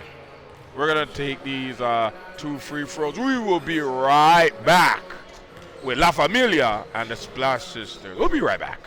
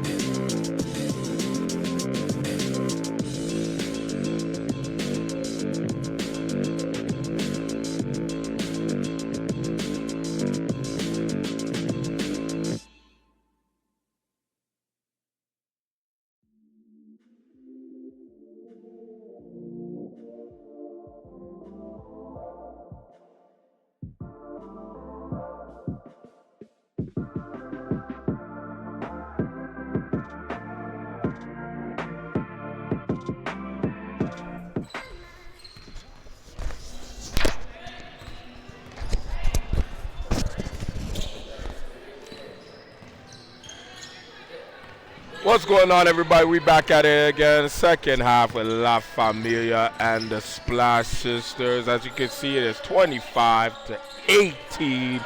Very close game. Downtown shot. Kind of misses. Yeah, we're seeing a good aggressive play early on to start the half from Splash Sisters. You can see the intensity and the intention to really kind of get off to a quick start, really push the lead, or sorry, push the deficit and kind of cut into it. Aaron pass there. She tried to lob it over King's head, and King couldn't reach it. When you're in the lead, you can't make mistakes, gotta stay composed. You know, you don't want to let your opponents back into the game by making mistakes, gotta make them earn it. I agree with that.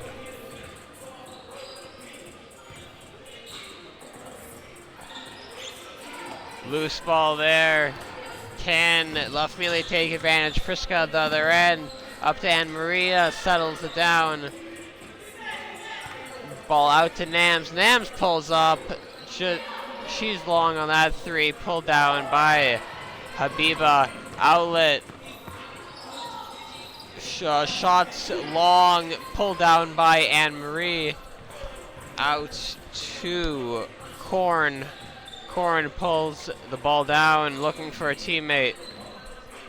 Goes for the shot. Air ball for Korn, but Sienna there. She's long on her rebound.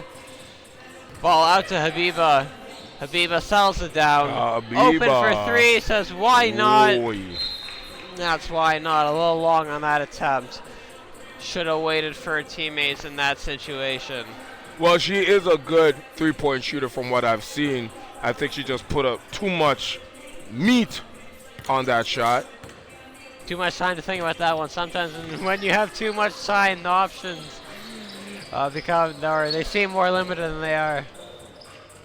Sienna in some trouble there. Gets blocked, but gets her own rebound for a second time, and on the third attempt, gets it to go. Got the defender a little bit rattled there, but no call, and Sienna played on, got the deuce. Well, like I said, La Familia is an aggressive team. They play aggressive. When they put on the construction boots and the construction hats, they're ready to get down and dirty. So you got to be able to bang with that. Nice shots. Great three-pointer for the Splash Sisters. That's how you get back into it. Right off the inbound, catch and shoot.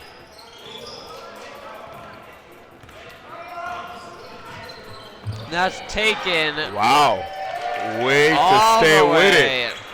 That's Kieran. She's doing some damage. Back-to-back buckets for her. All of a sudden we have a 4-point game. Nams forced up a three. That's short. Pulled in. Kieran with the ball. Taking Korn one-on-one. Gets the call. And she'll take this one out of bounds. Drewski, it's been a good aggressive start here for the Splash Sisters. Yeah, I'm liking what I'm seeing from the Splash Sisters. They got a lot of potential to be a very nice and one. They got very strong potential to be a team to be reckoned with right now. They could definitely do some damage, make some noise. They just gotta find their little groove. They gotta just know how the teams operate. I feel like this is just a test run. These 4 weeks is them just figuring teams out, figuring how teams work and how they can work around them. So far, to be banging with one of the best with La Familia, they're doing pretty good. And Habiba completing her and one, getting Splash Sisters within one to start the half. Korn forces up a shot. That's no good. It's pulled in and blocked by Sienna. Drewski, can you give me a block party invite? Cyan knows I love my little block parties. I don't care if it's in the daytime or the nighttime, inside or outside. Block parties are my type of thing. Thank you, Miss King, for bringing me to the block party.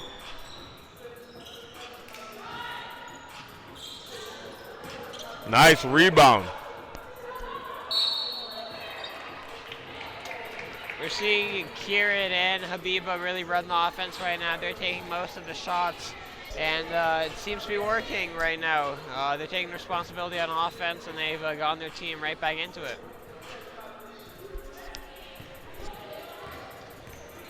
Leticia and Nam's having a discussion. What do you think they're talking about, Drewski? How do they solve this second half surge? If you're talking about my Familia, they just got to keep doing what they're doing, right? Like, it's not like a far-off game. It's very close. And they've been in these situations before, so this shouldn't be anything new. There's just a little communication they need to adjust on, and when they get that, they'll be good. There you go. Stick to what you know. You got beautiful bigs at the baseline, at the bottom, at the post. Use them. Those are going to help you get back in this game. Sienna at the line for 2. Nice. First one knocked down.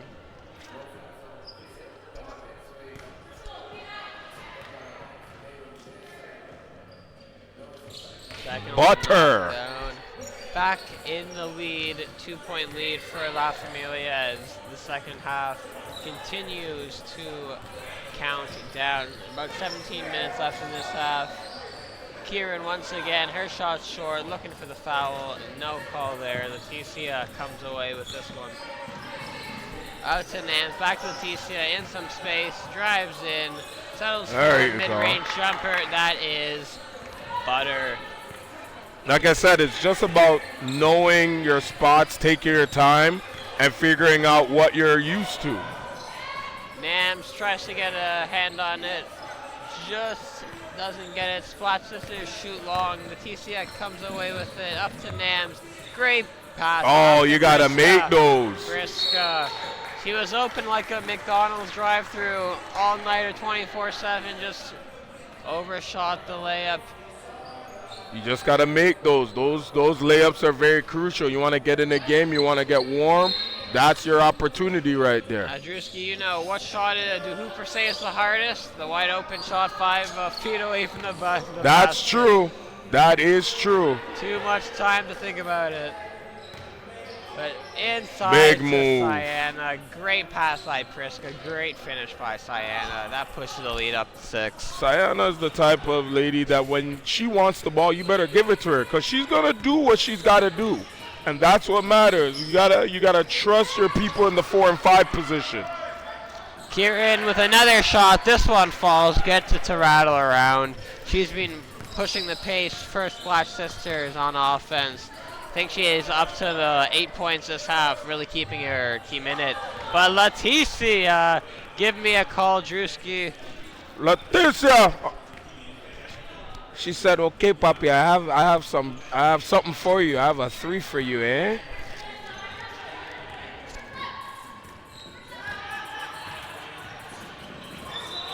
Splash Sisters turn it over, try drive it inside. Sienna forced the ball out of bounds. Of course. Thing with Cyan, when she follows you to the bucket, she's gonna make sure you're gonna make a mistake. She doesn't make you go in there easily. Yeah. And her presence alone is a problem. Nice. TC drops another mid-range jumper, another 2, pushes the lead up to 9, the largest lead this half for La Familia, really getting back to their comfortable lead. And a turnover up to Cyan, and that's as easy as you like for Cyan King. Extending the lead up to double digits.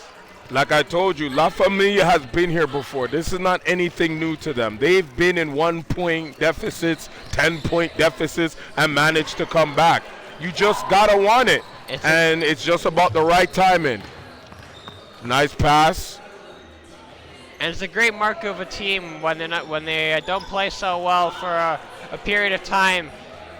Even not playing so well, up 11 points. There you go. Push it to 13. Really indicative of how they operate as a unit. They don't all have to be clicking, but they know how to play as a team and never let any situation get out of hand. Exactly. Thing about them, they have their little arguments in certain situations, but it's it's good argument. It's not arguments that makes the team not want to play. They have disagreements, but they know at the end of the day they're one team, one body, one movement, and they're La Familia for a reason. If you say anything about Steph Curry, Leticia is going to let you know about it. But as we got an and one from Kieran, you're talking about little disagreements. If you tell anyone that Steph Curry isn't the greatest shooter of all time, you're going to get a disagreement from Leticia Lopez. That is someone that she models her game after, and you see it on the court. Aggressive, can shoot, does it all really. Absolutely, I definitely agree with that. That was a beautiful and one move right there. Just timing herself on that release was amazing all around.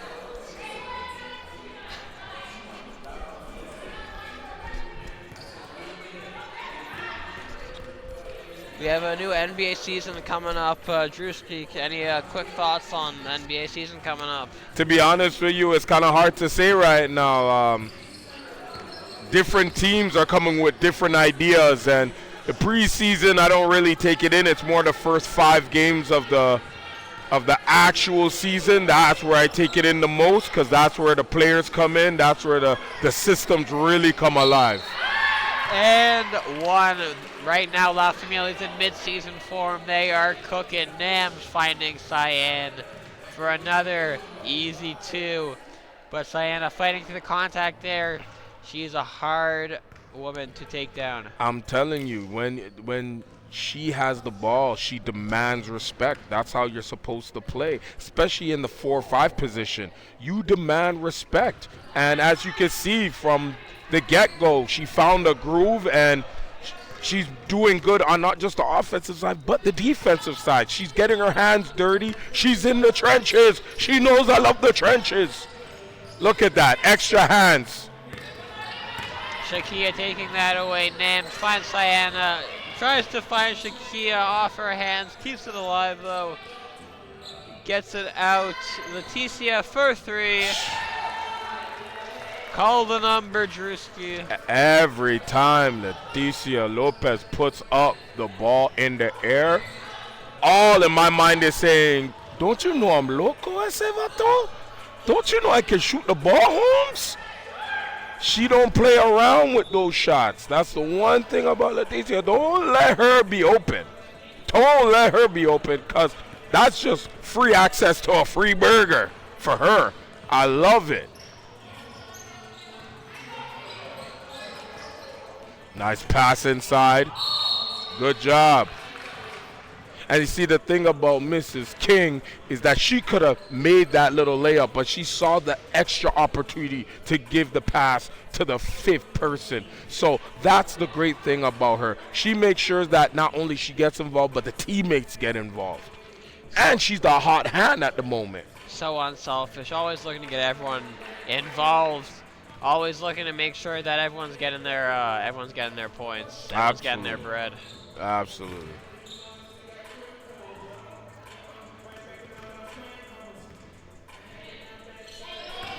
One for 2 for Angel from the line. We now have a 17-point lead as we enter the final part of this game. Under 10 minutes to go in the second half. And another turnover for Splash Sisters. La Familia just turned on the defense the last 10 minutes here.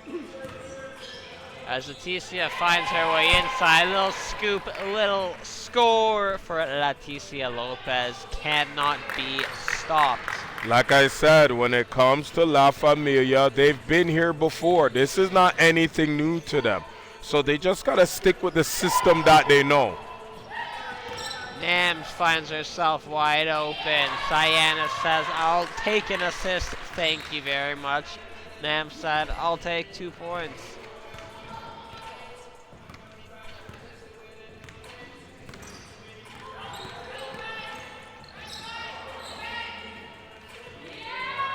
Nams returns the favor to Leticia on that one. Another 2 points. And that could be kind of signaling at the end of this one. It got a little out of hand for La Familia, but they do what they do best. They put the squeeze on the Splash Sisters and really taught them a lesson. Absolutely. But there's going to be a timeout right now, so we're going to be back in a few seconds.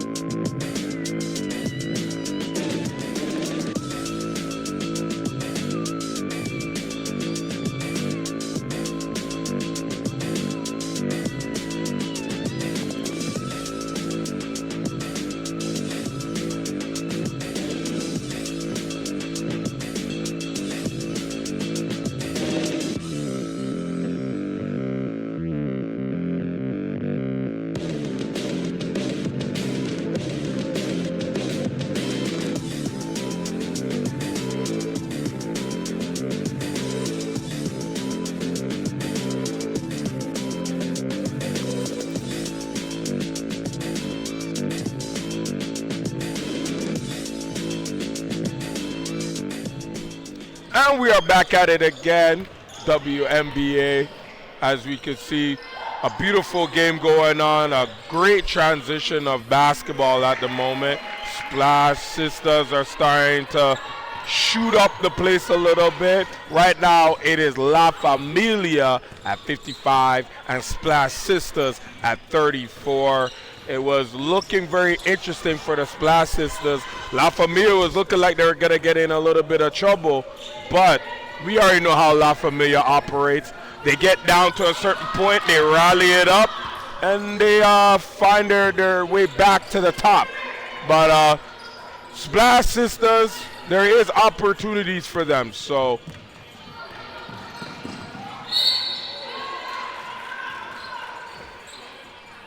hard foul. I think for the Splash Sisters, they got, I think, caught on offense, trying to get a little too technical, a little too intricate on some of those passes. La Familia started to pick them off, just started to kind of step up on some of those passes and get easy transition buckets the other way. Definitely a good lesson for Splash Sisters on how La Familia plays, especially on the defensive side of the ball. Absolutely. La Familia is starting to read what they're doing and going with those reads. They're not giving them no opportunity to get an extra pass out there. If in the beginning they were getting 3 extra passes, now they minimize them to 2 extra passes, to not 1 extra pass. Splash Sisters will be looking just for maybe a second or third score going forward. We've seen Kieran play really well on offense. It's just going to be about someone else kind of stepping up. Can they get 12, 15 points? Really be able to compete with some of the other teams in this league as well.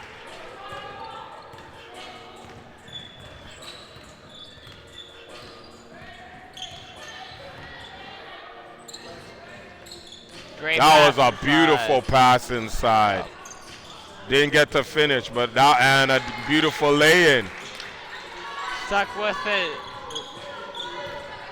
Thing about Splash Sisters, they're not far off from this game. They can come back if they really want to. They just got to shorten up their passes, start switching up their offense a little bit, and be a little bit more aggressive to the basket, and it can change for them.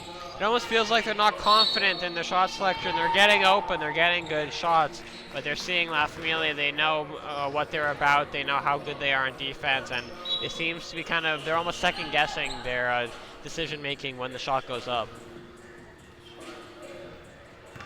2 free throws about to begin.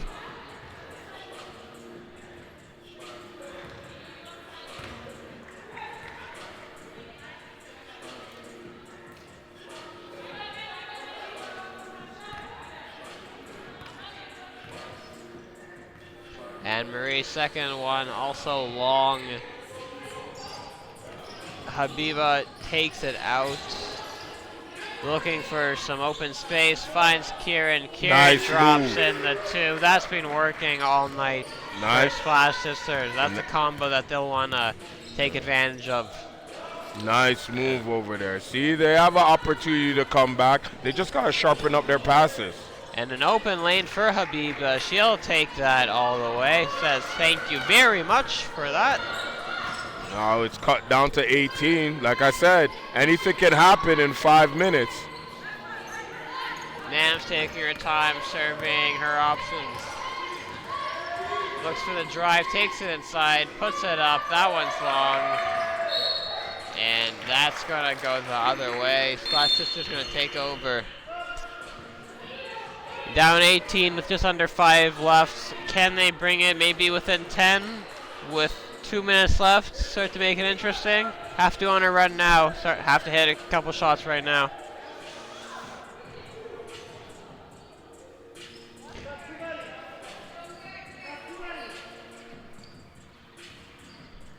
Some time taken off the clock as we sort out who's supposed to be on the court. Maybe that's some good time wasting by La Famillia. Take off 10-15 seconds.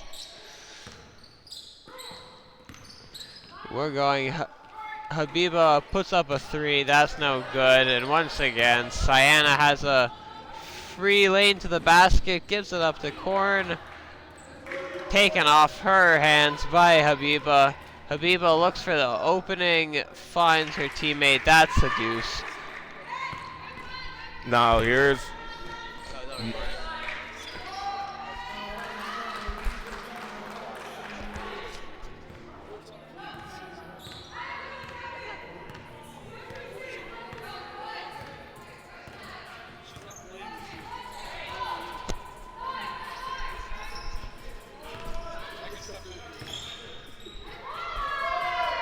All right, I'll take over here to close out this match. Had a little breather there. Really needed it if I'm being real, you know. I'm playing. But here we have it was been an interesting match throughout this one. Sienna trying to set up shot. Stolen. Cully now bringing it up here. Seeing if she has an entourage. Does. Gives it over to Kieran. Kieran steps back. Launches from 3. It's short. And ends up dropping out of bounds. Now, here's the thing about La Familia. They have their little moments where they get comfortable and allow teams to slowly find their way back. If I was La Familia, if I started strong, I'm keeping it that way. I'm not changing nothing because they could definitely come back in two and a half. It's possible with proper defense and some threes. It could happen. Sienna, hard drive to the hoop, isn't able to make it. Will be picked up by Kieran. Now Splash Sisters on the run. They have an entourage. See what they do. Pauses for a moment, gives it over to Habiba. She's open for 3, gives it a shot. High off the rim, no dice. It will be now Keisha with the rebound, gives it over to Leticia. Leticia Lopez bringing it up here. Pauses, Hezzy's right, goes left. Hard contact, doesn't get the make. Anne-Marie pulls it in, isn't able to get it. Once again, Mrs. King. Nice finish there at the basket for La Familia. Like I said, La Familia's been here before. They've been down a couple deficits. They came right back up. These guys have been champions before, so they know how it works. They know the mechanics of everything. So right now it's just them understanding how to play with one another. But like I said, I am not taking nothing away from the Splash Sisters. They have so much potential. They do have game. They do have skill. They do have ball movement. They just got to crisp up certain things, which they will.